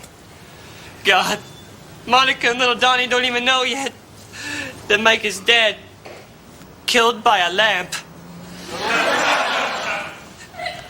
Poor unselfish Mike knew that their living room was 1 lamp short of being perfect. So he was going to go out and buy them the best lamp there ever was. So we went to that famous store, Lamp Paradise, where they sell the best ones in the city. After looking around for a half hour unhappy, we were about to leave when suddenly Mike glimpsed the lamp of his dreams. A 200-pound baby that was 7 feet high. A lamp for God. But Mike made his last mistake when he asked the clumsy salesman with 3 fingers missing to reach up and get it for him. 7 seconds later, Mike was dead, smothered by a 200-pound lamp. And now I have to call Monica and tell her. This is going to be hard. How do you tell someone the love of their life is gone? How do you tell someone they have to raise their little 6-year-old child all by themselves? Oh, God, this is going to be hard. Hi, Monica. Hi, this is Barry. Hi, Monica. Oh, my day was fine. How was yours? Oh, you went shopping. Oh, you bought a bicycle built for 2 for you and Mike. Yeah, I think that's romantic. Irony! So, Monica, I actually have something to tell you, actually. Monica, well, it's about Mike. Yeah, it's about Mike. Well, you see, Monica, well, you know, it goes like this. Yeah, well, you know, lamps and Mike. Well, you know, it's something like this. See, Monica, well, you know, Monica, can I speak to little Donnie, please? Can I speak to little Donnie? Thank you, Monica. Hi, little Donnie. Hi, how you doing, kid? It's your Uncle Barry. How's it going, Tiger? Good to hear it. Good. Donnie, your daddy's dead. He's dead, Donnie. He's dead. He was hit by a very, very big lamp. Yes, Donnie, he's dead. Now, Donnie, when you get off the phone, you go and tell your mother. Thank you very much. Now, Donnie, do you understand what dead means? Right. Exactly. Like your goldfish last summer, the one that Mom buried in the backyard. You're never going to see your daddy again. I can't believe he's gone. I can't... What? Yeah, Donnie, I guess you're right. Death is a stark inevitability of life. I can't believe it. Huh? Yeah, I guess your father would want us to put a happy face on and go on with our lives. It just that... Good point, Donnie. Good... Really, Sartre said that? I always thought it was Plato. You know, actually, Donnie, you're taking this very well. I mean, you're a very well-read, mature young man. Actually, I wish my employees at work were more like you. Well, they don't respect me, Donnie. No. You know, I hear their jokes behind my back, and then, you know, when I call them in their offices, they put me on hold for no reason at all. You only get back what you give? Yeah, I've heard that before, Don. Treat them respect, they'll treat me with respect. That's not bad. Well, you know, Donnie, I'm also having problems with my parents. Well, they're in their 70s now. I think it's time for them to go to a home, but they're whining about it. And Oh, there's someone on the other line? Yeah, sure, I'll hold.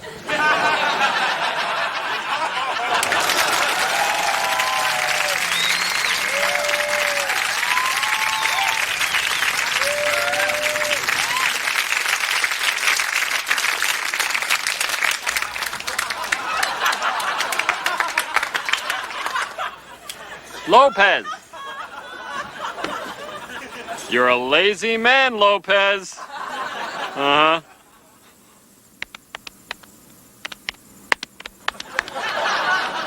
Lopez is a lazy man. If anyone can sleep through the day and misses work, that lazy Lopez man can.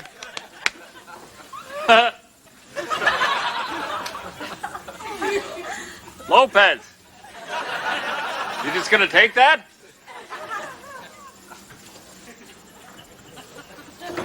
Lopez!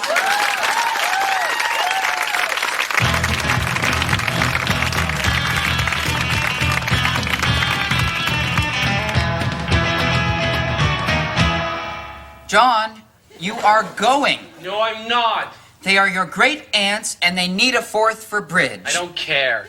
John, they look so forward to your visits, and they have not seen you for a week. A week, John. Do you know what that means to a woman in her 80s? Mom, I'm sorry, but I've already made plans. You should have asked me first. I can't hear you, John. I'm not going. I can't hear you, Not John. going. I'm deaf, No, John. I'm not going. You've made your mother I deaf, don't care. John. No, I hope you're happy. No, not going. Well, oh, Lord.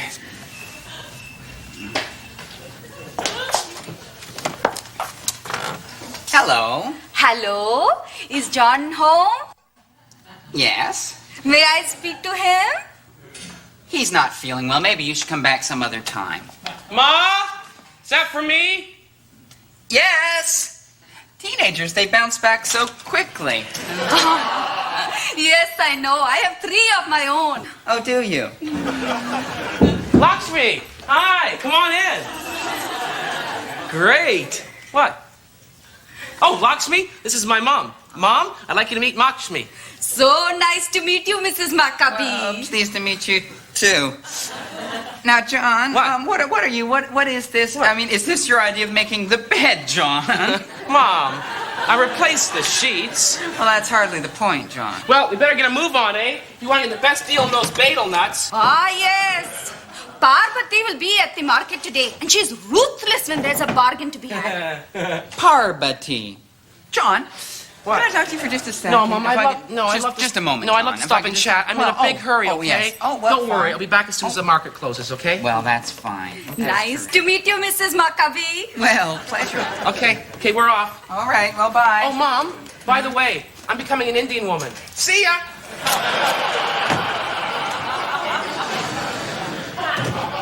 What to do, what to do. Oh!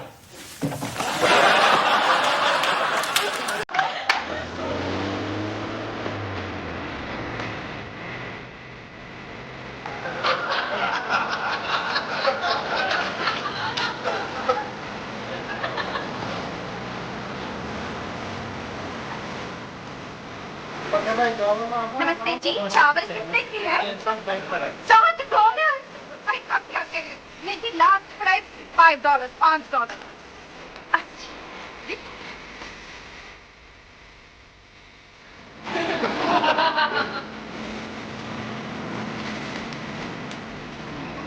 No. One side is yeah.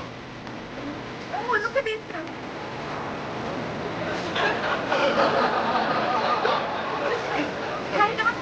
Yes, okay.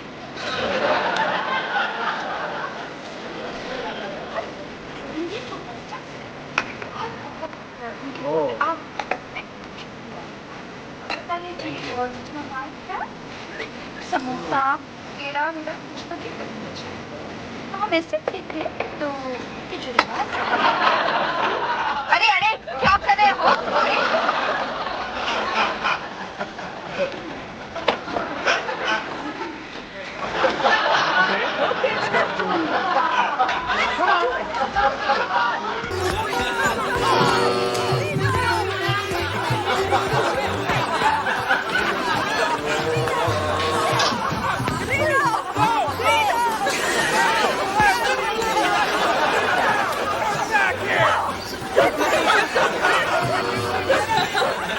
So you see, sir, now that your daughter has finally become an Indian woman, she is at last eligible for marriage, and with your kind permission, I would like to marry her.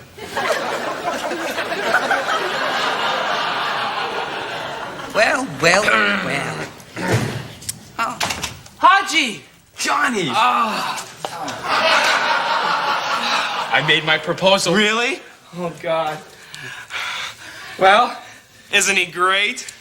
John, your father has something that he would like to say to you. Isn't that right, Tom? Oh. Huh, Tom, isn't that true? Good, Father. Oh, would you look at the time? Tell you what, Haji, why don't you go back to your fine dusky people and leave Johnny here with us? Oh, there's an idea. Is that a good idea? Hold it. What a good idea. Haji, I'm sorry. I'm sorry for their boorish behavior. It's only bound to get uglier. Why don't you go home and wait for me, and I'll call you later, okay? I apologize for their piggishness. Okay, what's up your butt? Okay, John. We all know what's happening here. You're rebelling. No, I'm not. And that's rebelling. fine. Rebel, John. But couldn't you rebel like your friend Bob Burkhart? Oh. He's got himself a lovely little drug habit. Yeah. That's a great idea. Tell you what, son. We'll smoke a little grass, go outside and play a little touch football. Come on. Come on, son. Come on. Come on, go long. Go long. Go for 6. Come on, make me proud. Button hook, kid. Come on, kid. Here we go. Go on. Come on.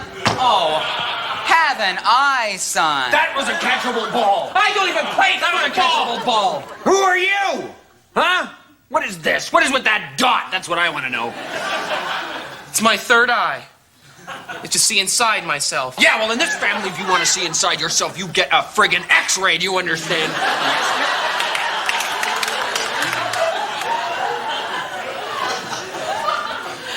Mom and Dad, ever since I was young, I've always known one thing. I like wearing sheets. Oh, Becoming an Indian woman seemed the obvious solution. You're not listening to me. I can't hear you. I'm deaf. Oh. And I can't hear you because I'm dead. Killed your dad, killed him dead. That's right. Dad, you're not dead. I am too. I might look okay now, but once the shock wears off, I'm a dead man. You're not dead. I am. Yeah. No. I'm dead. Well, if there's no pulse, and since your dad's not a yogi, I assume that means he's dead. Now, I'm sorry to be so emotional, son. But it's just that I think he was a good man and he deserved better. Mom, I'm a Hindu now. And this may be small consolation, but I know that Dad will return in the next life to get even.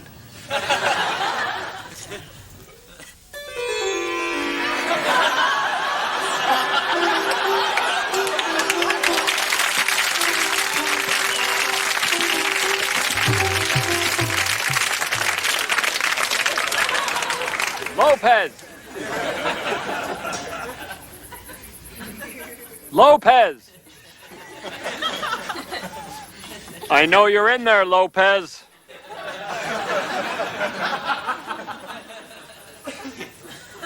Hey, Lopez! Where's the fire?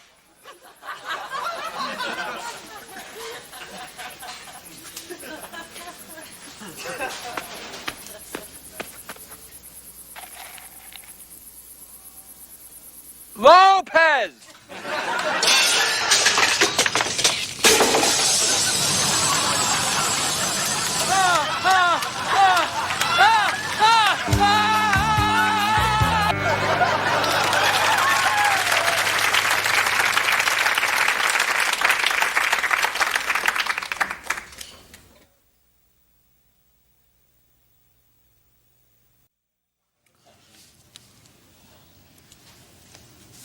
And I think we should lose this paragraph on page 46. It's unnecessary and confusing. Yes, I completely agree. Now, what about this character's vacation to Hawaii? To me, it came completely out of left field.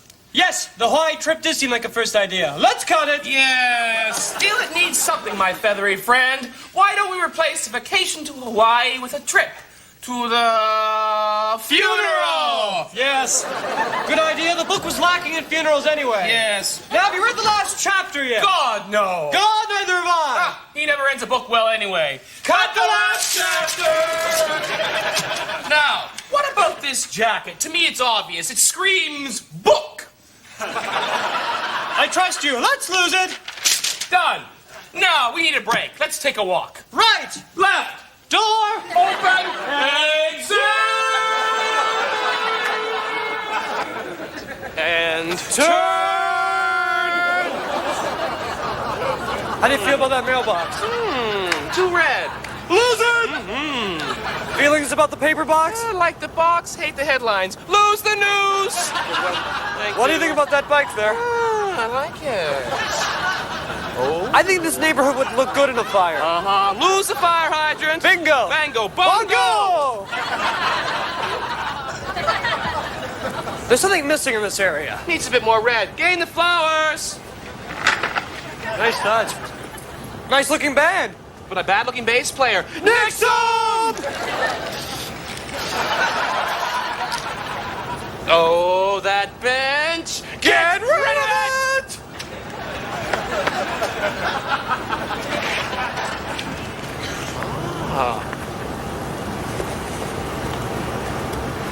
Nice looking couple. I like the girl.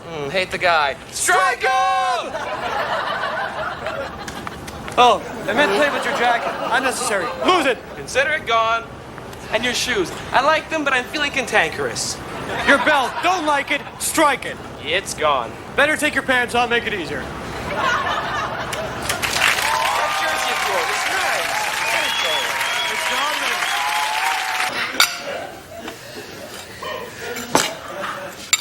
nice. Should pass the milk. Would you stop the world?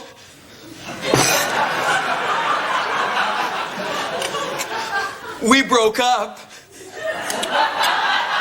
You broke up with your girlfriend? Yes. So, who broke up with who? It was a mutual thing. She dumped him. Obviously. No, it was what's deemed was best for both me and... I can't even say her name. What is it? It's Kathy, Sandra, Susan, right? Laura. Ah! It's not Laura. Ah! Yes, it's Laura. Ah! I gotta get away. Get away from her name. What? Get away from Laura? Ah! No, I'm sure it's not Laura. Ah! It was Laura. I know, because I really liked her. Did you like her? I don't like anyone. Oh, right. Laura!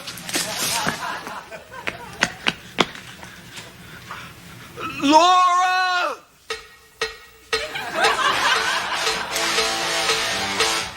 Ouch! Stop the world, we broke up. I'll get my records, then I'll get off. Love leaks out a crack in my head. She broke up and left me for dead.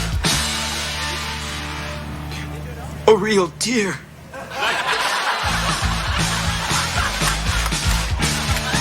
Like a monster tried to cross my heart. She did donuts while I watched. Operator, listen. If you won't cut in, will you at least tell me if she's talking to another guy? Gonna shave my head, start again. Join the army, move to Spain. Country and Western music? I understand it now.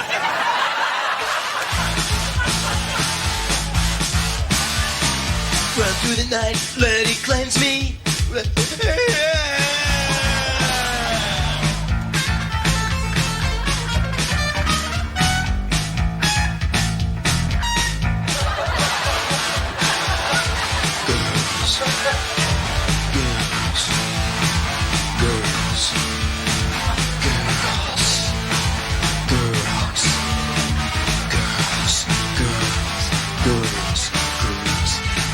Laura? Girls. It was a mutual thing.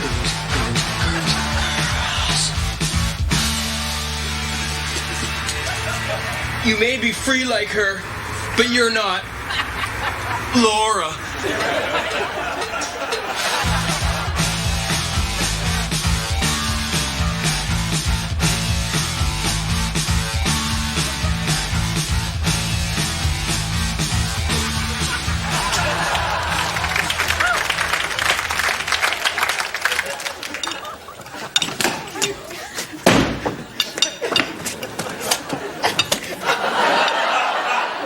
Oh, hi, Bob.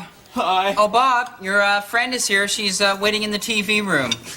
Who? Oh, I'm not going to say. I will. Laura. Oh, dear. What? Hi. Oh. Hi. So, would you like to ask your friend to stay for some leftovers, Bob? Mom, haven't you done enough already?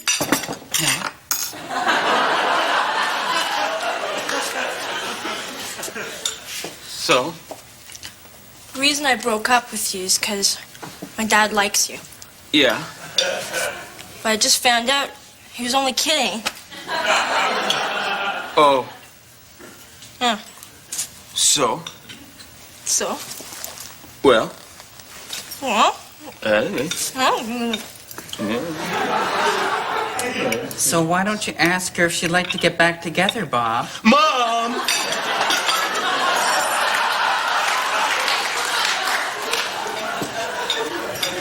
Okay. All right. So, they're back together. Who? Like the guy, like the girl. Ah, cut the parents! What? Your number's 8. Just need the privacy. Yeah. Oh, young love.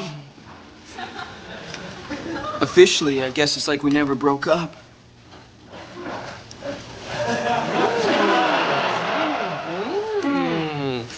Cut the scene!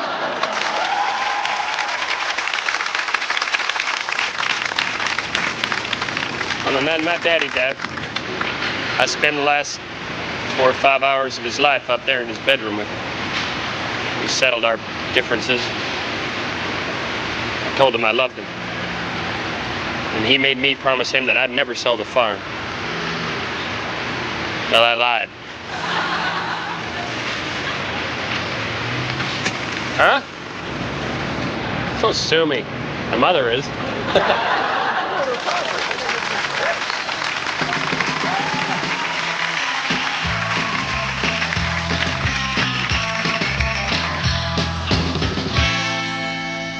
I'm sorry I'm late, but I had the most wonderful experience. That's okay. Let's just play golf. Oh, I've got to tell you this. You'll never believe it. All right, all right. I was in my study, Yeah. doing my tax returns, when all of a sudden I felt pangs of pain along my left arm.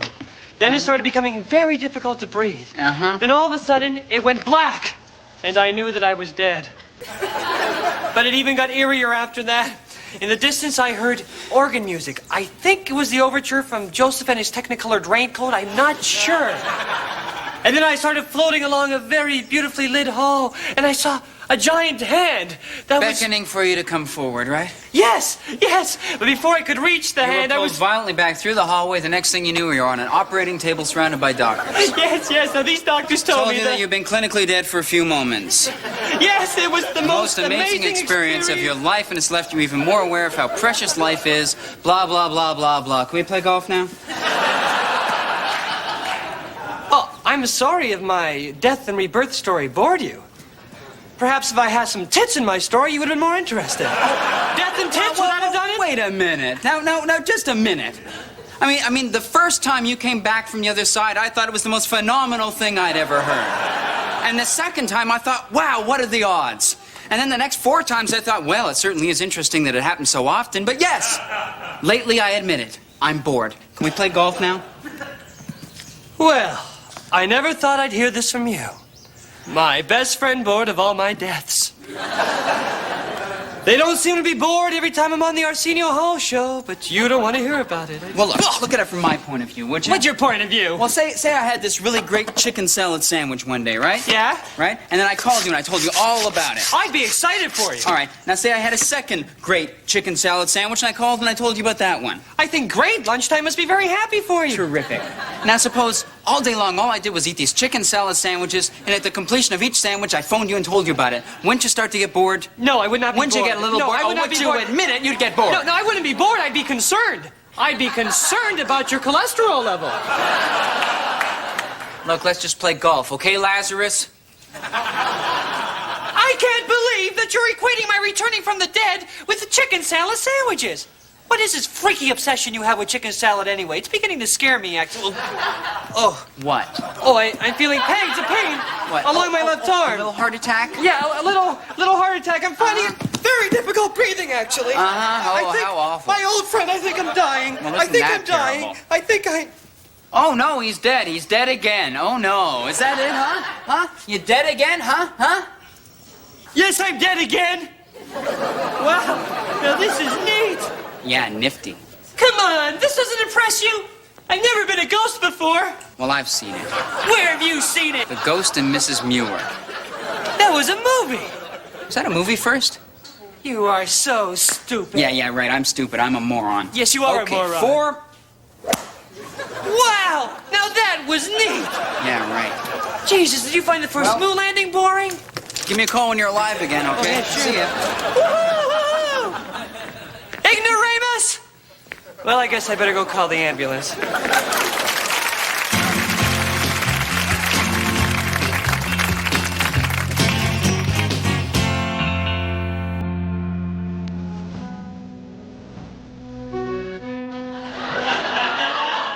There are 3 things I don't like: crazy cars, crazy kids, and birds. The first 2 I avoid. The last I eat. Oh, me, I'm a cat.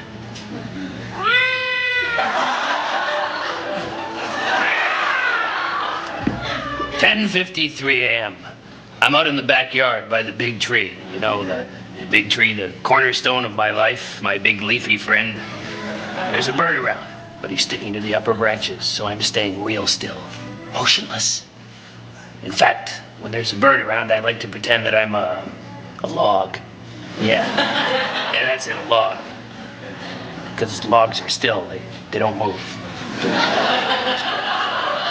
Take it, boys.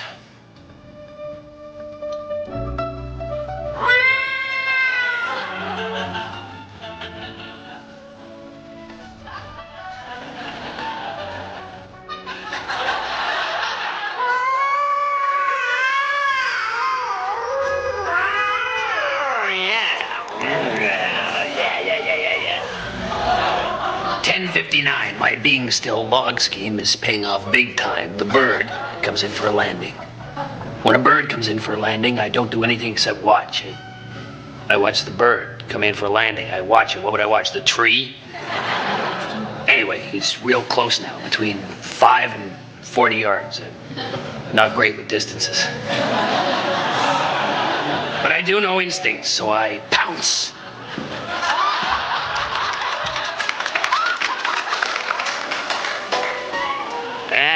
The bird flies up. Me, I can't. I can't fly. Cats can't fly. I'm a cat, don't you? Whoosh, you people, I swear to you. Well, you don't have to tell me. It's hell being a cat. Take it, boys.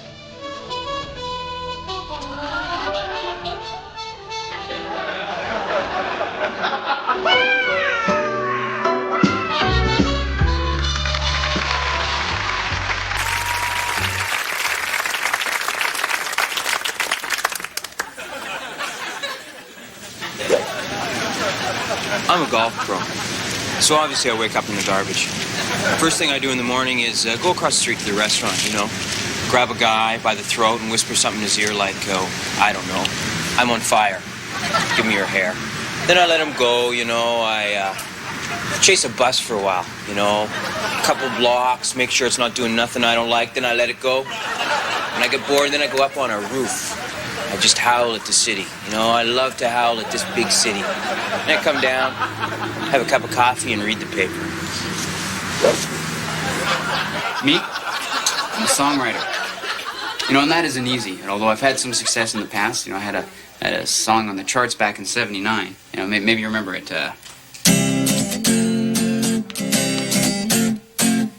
If you need someone to da-da-da-da-da-da, Rabunda. It was called Rabunda. Well, ever since then, I've just been plugging away, you know, trying to come up with number 2, because, you know, I'm sure I've got it in me. And so what I do is every day I get up and first thing, I rewrite my hit. Write it out on brand new paper and give it a brand new name. You know, and then I send it out that way, out towards the industry. And then I go back home, have a cup of coffee, read the paper. My routine? Sure, no problem. Okay, first thing in the morning, I wake up, and then I get up, and then I have a shower usually, and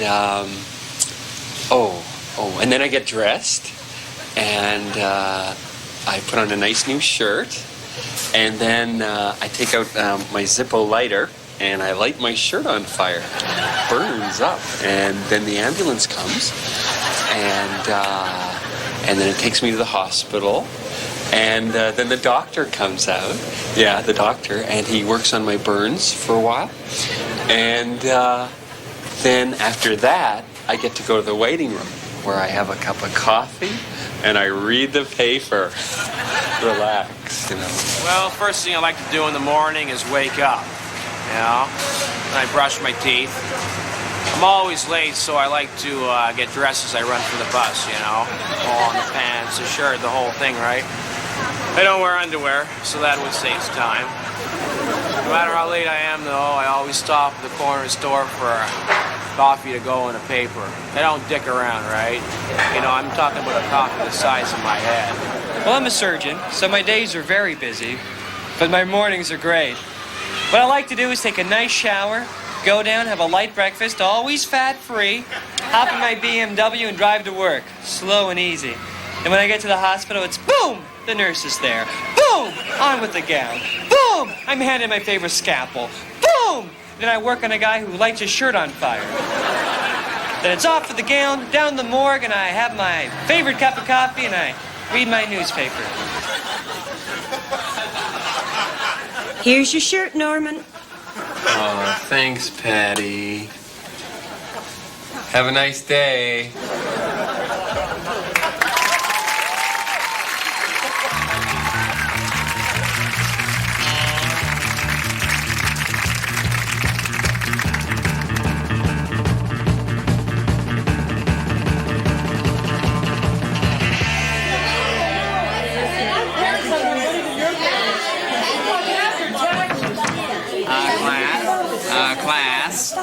Class, I think we're all gonna enjoy today's lesson, because today we're gonna start to look at the Mesozoic era, and this is a personal favorite of mine. It's my favorite era in the Earth's history. It holds a lot of fond memories for me, even though I was hardly more than a boy at the time.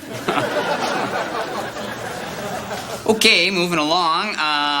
The Mesozoic era, or the age of reptiles, as it is known, which lasted for about 155 million years, followed the Paleozoic, and during this period of time, the Earth began to look pretty much the way it does today.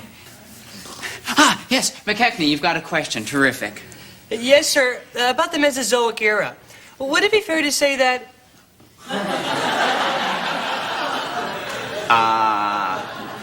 Class?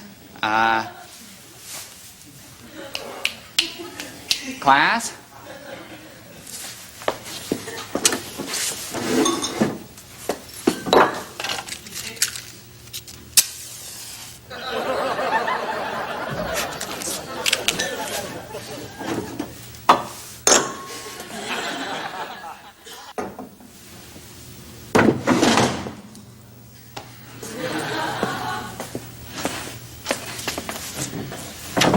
Darling. Darling. So, how do I look? Beautiful. As beautiful as you looked all those years ago in Budapest. Some wine? Thank you. Oh, those were heady times, were they not? You alluding to KGB and me with orders to assassinate you. Yes, but you failed to complete that mission, didn't you, dear? Ah, darling. How could I kill the only man I've ever really loved? How long can you stay? Not long. Just a few more stolen moments of our forbidden love. Oh, darling, why don't we run away from the world and be married? No, they would never leave us alone. Damn them. Damn them all! Damn them all, indeed. Damn them! Damn. Why must their Cold War interfere with our hot love? Their Cold War gradually taking away heat energy from our love, increasing the temperature of their war, while decreasing the temperature of our love, until the two reach a mean or average temperature, at which point it sort of levels out and Darling! Don't talk to me of thermodynamics. Talk to me only of love. Come to me!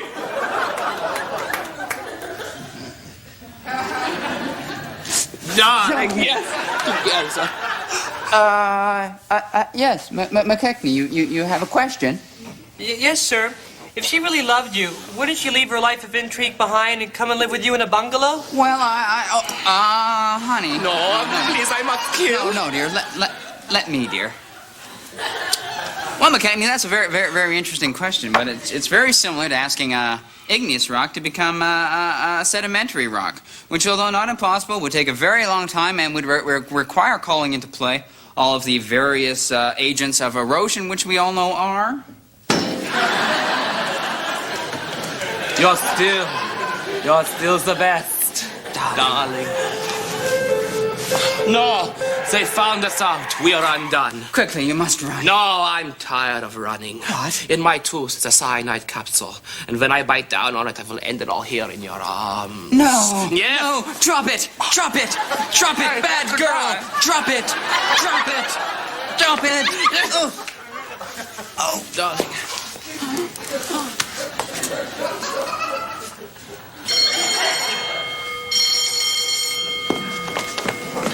Class, be sure to read the first 3 chapters of the new text as homework. I can make it 4, Mr. Bellini, and feel free to read ahead. For tomorrow, you may die.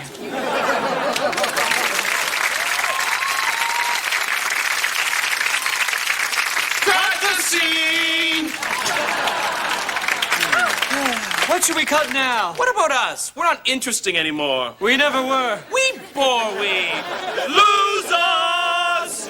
Friends, Romans, countrymen, lend us your ears.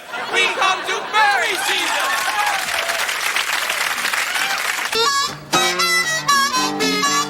Oh, man, Jack gonna tell you a story, right now. Oh, man, John gonna tell you a story about down there, but down cat. You know, I remember a time way back when I was just a little kid. And that wasn't too long ago, you understand. Then one day I was coming back from the schoolhouse. And me and my brother, we walking along the road there.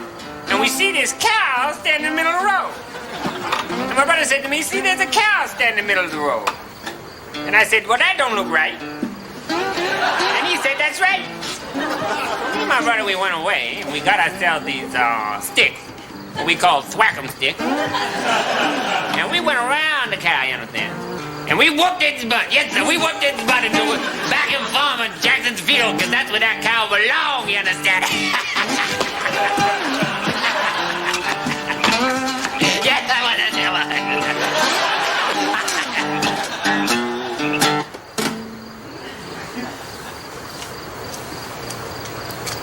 Well, I suppose you're wondering what the hell I'm doing. Imitating an 80-year-old blues guy like that. I guess it's not something I should be doing. I don't really know that much about the Southern blues experience, the whole Mississippi Delta thing, really. I'm from Vermont. It's not like that I wouldn't like to know more about the whole Southern blues thing. It's just that there weren't a lot of bluesmen around when I was growing up. they tend not to be skiers. I suppose culturally my roots are a little bit closer to the Pogues, but it's just not the same vibe. I mean, there's a certain feeling you get when you take one of those old blues albums you got in college and you lay it on the turntable, and then, first thing you know... I seem to remember a time, yeah, I seem to remember a time, like the time that I was playing with Mississippi Fred McDowell down in Tennessee, And we was playing a juke joint, as I remember. And at this juke joint, it was built out over an old liquor warehouse, you understand? And there was some barrels of bad liquor down the basement. Very volatile stuff, So we was about halfway through our set that night, you understand? And I hear a kaboom, and I see Mississippi Fred going up through the roof like a rocket, yes? Now, he go up, but he don't come back down. I didn't see him like 9-10 years later until in Chicago I saw him again. He was playing the same song, too. And when I saw him, I jumped up on stage with him, and I said, "Come on, Mississippi Fred, let's hambo." Oh, yeah, we hambo down there. We hambo down. We hambo down there. Ow!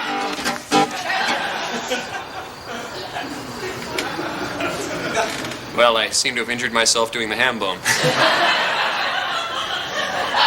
I guess the saner of you might say, what are you doing the ham bone for in the first place, college boy? You'll injure your lily-white collegiate hands.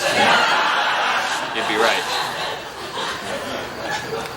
Well, I think I should just leave. Yeah. I think I should just end this. Of course, I could always leave in the key of C.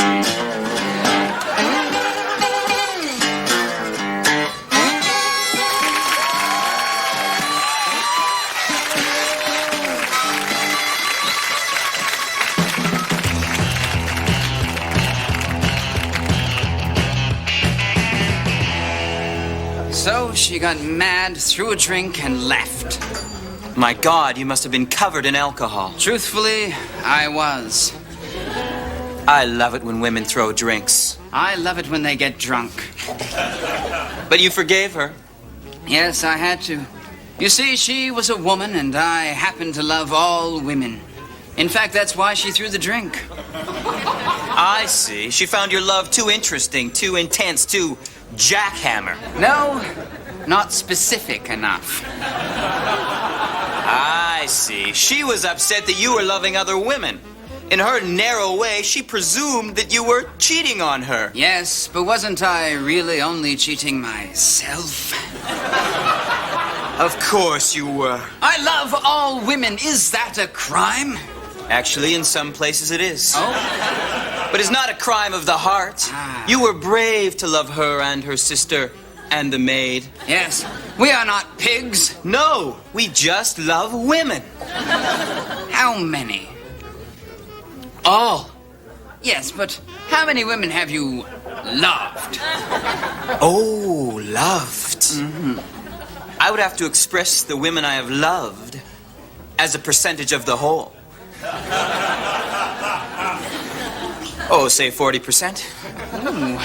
Well, that is a lot of women. But they don't understand the way we love. It is not a number. No, but if it were, that number would be quite high. 40%. You understand. Yes. Sometimes I wish that you were a woman. Oh, as do I, as do I. Then I could love myself. And if you were a woman, I would love you. And wait for you to throw a drink on me. And I would throw one, were I a woman. And were you a woman, I would deserve it. It is in our very makeup. We cannot change who we are. No, to change would mean to make an effort. We just love women. Yes. Ah! Is that so unbelievable? No, I'm so wrong to love women. I was a little high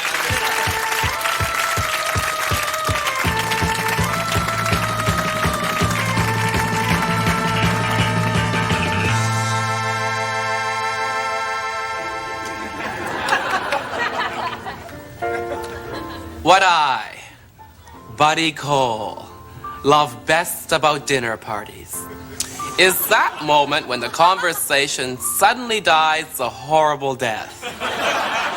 And some helpful wag pipes up with, "If you were stranded on a desert island and you could only bring one book, record, and person, what would they be?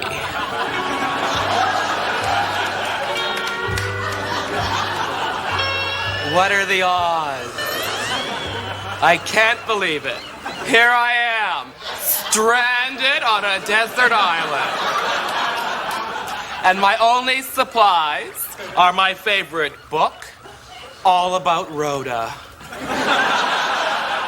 by Peggy Hertz from Scholastic Press. And my favorite album, Johnny Mathis and Denise Williams. That's what friends are for. I always like to have an ex-lover's music around. Denise is good too. And for companionship, the one and only Oscar Wilde.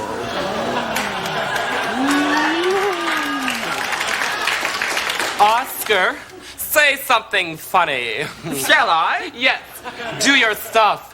Do the wild thing. Well, buddy, I recall that as I lay dying in my deathbed, I came out of my stupor momentarily and declared with perfect aplomb, either that wallpaper goes, or I do. Oh, that was rich, Oscar. Oh, jeez. Oh, let me catch my breath for a second. Oh, I am so glad that I brought you, and not someone common. Message received, buddy. You know, buddy, the trouble with the common man is that he is so unbearably common. Oh, what? Oscar, funny, but you're such a snob. Oh, that's my charm. Oh, it's really too bad that you're dead. Oh, I know. Does it bother you? Well, buddy, all in all, I'd rather be in Philadelphia. What? Philadelphia. That's funny, but W.C. Fields said it. Well, yes, had you been listening to me correctly, buddy, what you would have heard me say was, I may have been born yesterday, but I still went shopping.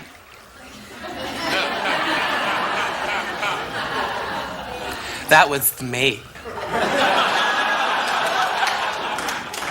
Oh, yes. Well, I seem to be getting a bit of laryngitis, buddy. I'm afraid there'll be no more quipping today. Oscar, please stop with the laryngitis nonsense. You're pathetic.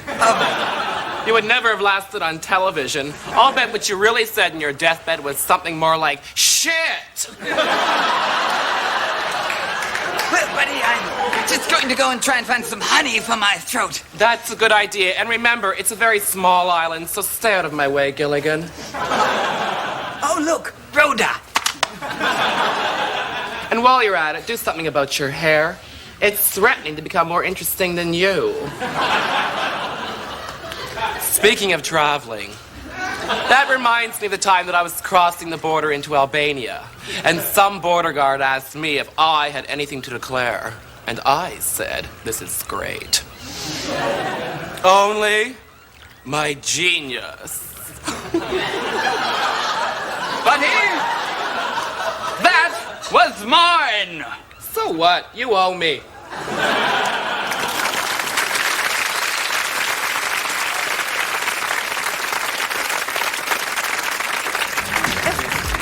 Okay, I give up. Which one is Trixie? Which one is Mitzi again? I forget. Hey, wait. Where's your twin? Hey, Phil, how we get to the next bar? Oh, we'll take my car. All right. Uh-oh. Looks like trouble. Come on, give me a break. Cops are so stupid. Oh, yeah. Yeah, 100%. Hang on. Phil will handle it. Phil's a talker. Hey, officer, what's going on here? What's going on? Hey, come on, look. You don't want to ticket me. I'm a cop. Really? Yeah. Come on, it's okay to take the car off the car. Yeah? Gonna have to see some ID first, officer. ID? ID. Yeah, sure, I understand. You know why I understand? Because I'm a superior officer. That's right. Yeah, I'm Captain Allen from the precinct up near my house. So, all quiet tonight? It's usually a quiet beat. I think I used to walk this beat. I'm not sure. I'd like to see the ID again, please. Yeah, no, sure, no problem. I'm Captain Allen from the precinct near my where I live. So, God, I had this bust the other night. I was going to tell you. I had a bust, yeah. It was out with these crackheads, right? You know, these crackheads. And you know how they run? I was running after them, and they were... All right, give me the handshake. What? The secret policeman's handshake. Give it to me. God, I've been a cop for so long. I don't know if I remember this. What the hell?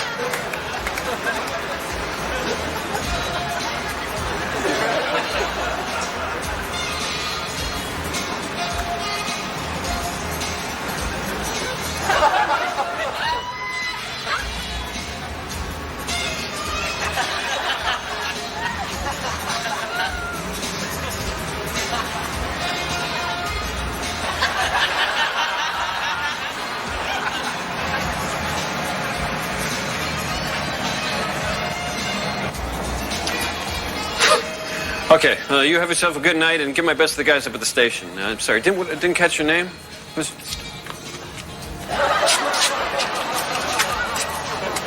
Okay, wait, where are we going? Wait, look, you are ruining a very expensive undercover operation.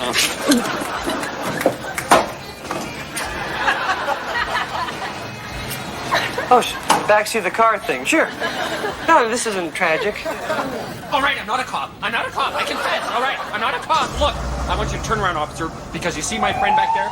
There's my friend. He's Roman Polanski's cousin, the guy in the striped shirt. And those two girls he's with, they're 15 years old, man. 15 years old, man. And he's got pictures on the fingerboard screens back in the apartment.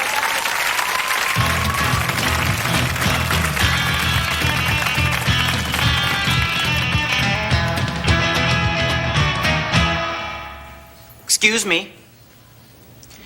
Seeing as you're under my car, does that mean it's not done yet? No, it means I'm still working on it. Well, then how am I supposed to get home? Sir, I don't know, but when your car's fucking ready, you're gonna fucking know, okay? Was that swearing at me? Yeah, I believe it was.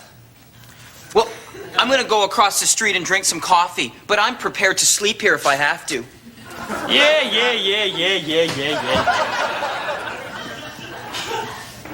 I've been a mechanic for 17 years. I love cars, and I consider myself lucky that my job is something that I love. But I don't think I'm your average grease monkey. Hey, I love the opera. As a matter of fact, I happen to be writing a light opera about a guy who brings a station wagon to an auto shop.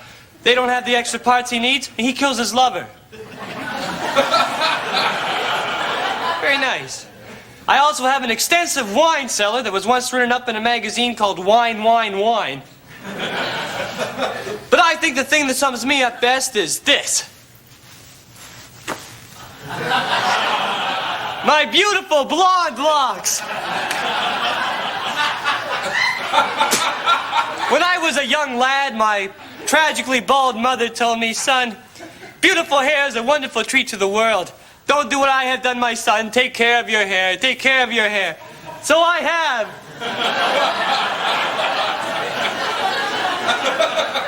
And I think that I've added a different color to the typical perception one has of the garage mechanic. Hey, Russ. Hey, Ross. Hey, Michael. Hey, Paulo. Looking good today, Russ. Thanks very much. At first, the guys I worked with hated me and made fun of me all the time. Oh, hi.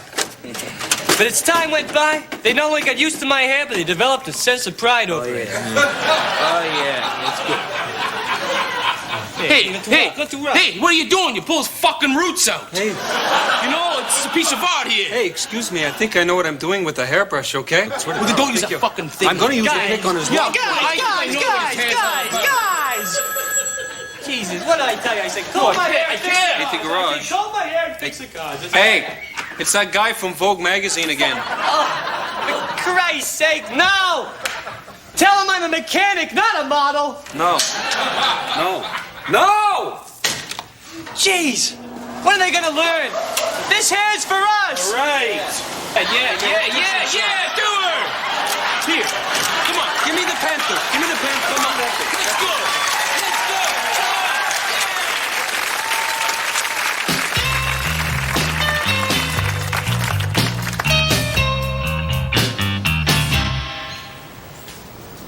Is that what I think it is? Yes. Is that a baby? Yes, it is. May I? Oh, please do, please. Oh, look at it! Is it? Oh,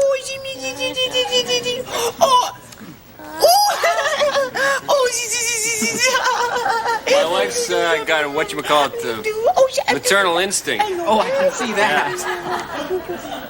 What a wonderful baby. Oh, well, thank you. And smart. Yes, I've been told that. It's a boy. It's a wonderful, smart baby boy. This is the kind I was telling you about. How many miles on this baby? Well, he's 5 months old, if that's what you mean. Yeah? Has he got all the shots and stuff? I mean, is there anything wrong with him? Like, does he eat a real lot? Does he leak? Or... Oh, look, he's got your eyes, honey. Oh, yeah? He's got your eyes. You know, first they have their baby teeth. Yes. And then they fall out. Oh, yes, I know. But I would save those if I were you. Oh, well, You know, before you know it, I bet he'll be wearing 6X. Oh, well, God willing. I know a lot about babies because this is the kind of baby I hope to have one day. Oh, well, I'm sure you'll have a lovely baby someday. Are you pregnant? No, I can't have children of my own. Oh, I'm sorry. I shouldn't have said anything. It's not her fault. It's mine. Oh. Yeah, I had a vasectomy when I was 14. You know, a lot of the guys were doing it, sort of manly thing, vasectomy, tattoos, that kind of stuff. Well, I am sorry. Hey, don't be sorry. I was pretty popular in high school, as you can well imagine.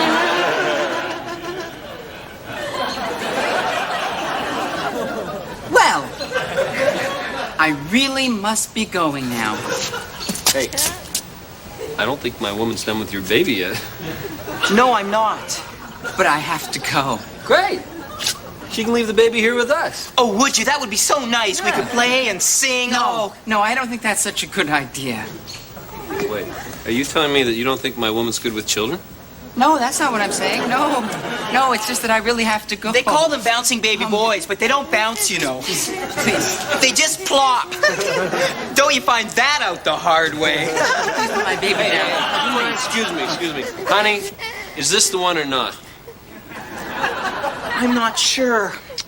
The other one was so nice, too. Let me He has an inner ear dysfunction. What? He has an inner ear dysfunction. The doctors say it could result in a 40% loss of hearing. And they think there's something wrong with his neck. Something horribly wrong with his neck. Well, buyer beware, honey. I think she's just saying that. No, it's true. I have a very good feeling about this child. I think this is the one that's what you said about the Vega GT. Remember that rotten car? Listen, give me back my baby. No, just get your name on it. my baby. Give me back my baby. Come on. Just give it to me. No, give it to me. Give it to me. There's only one way to settle this. Okay?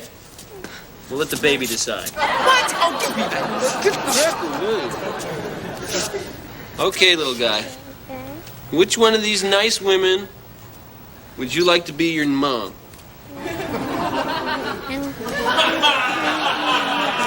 Pick me. No, pick me. No, Mommy's pick here. me. Mommy's here. Come to Mommy. Pick me. Come to Mommy. No, over here. Jinx. Something No, here. Jinx. Over here. Mommy.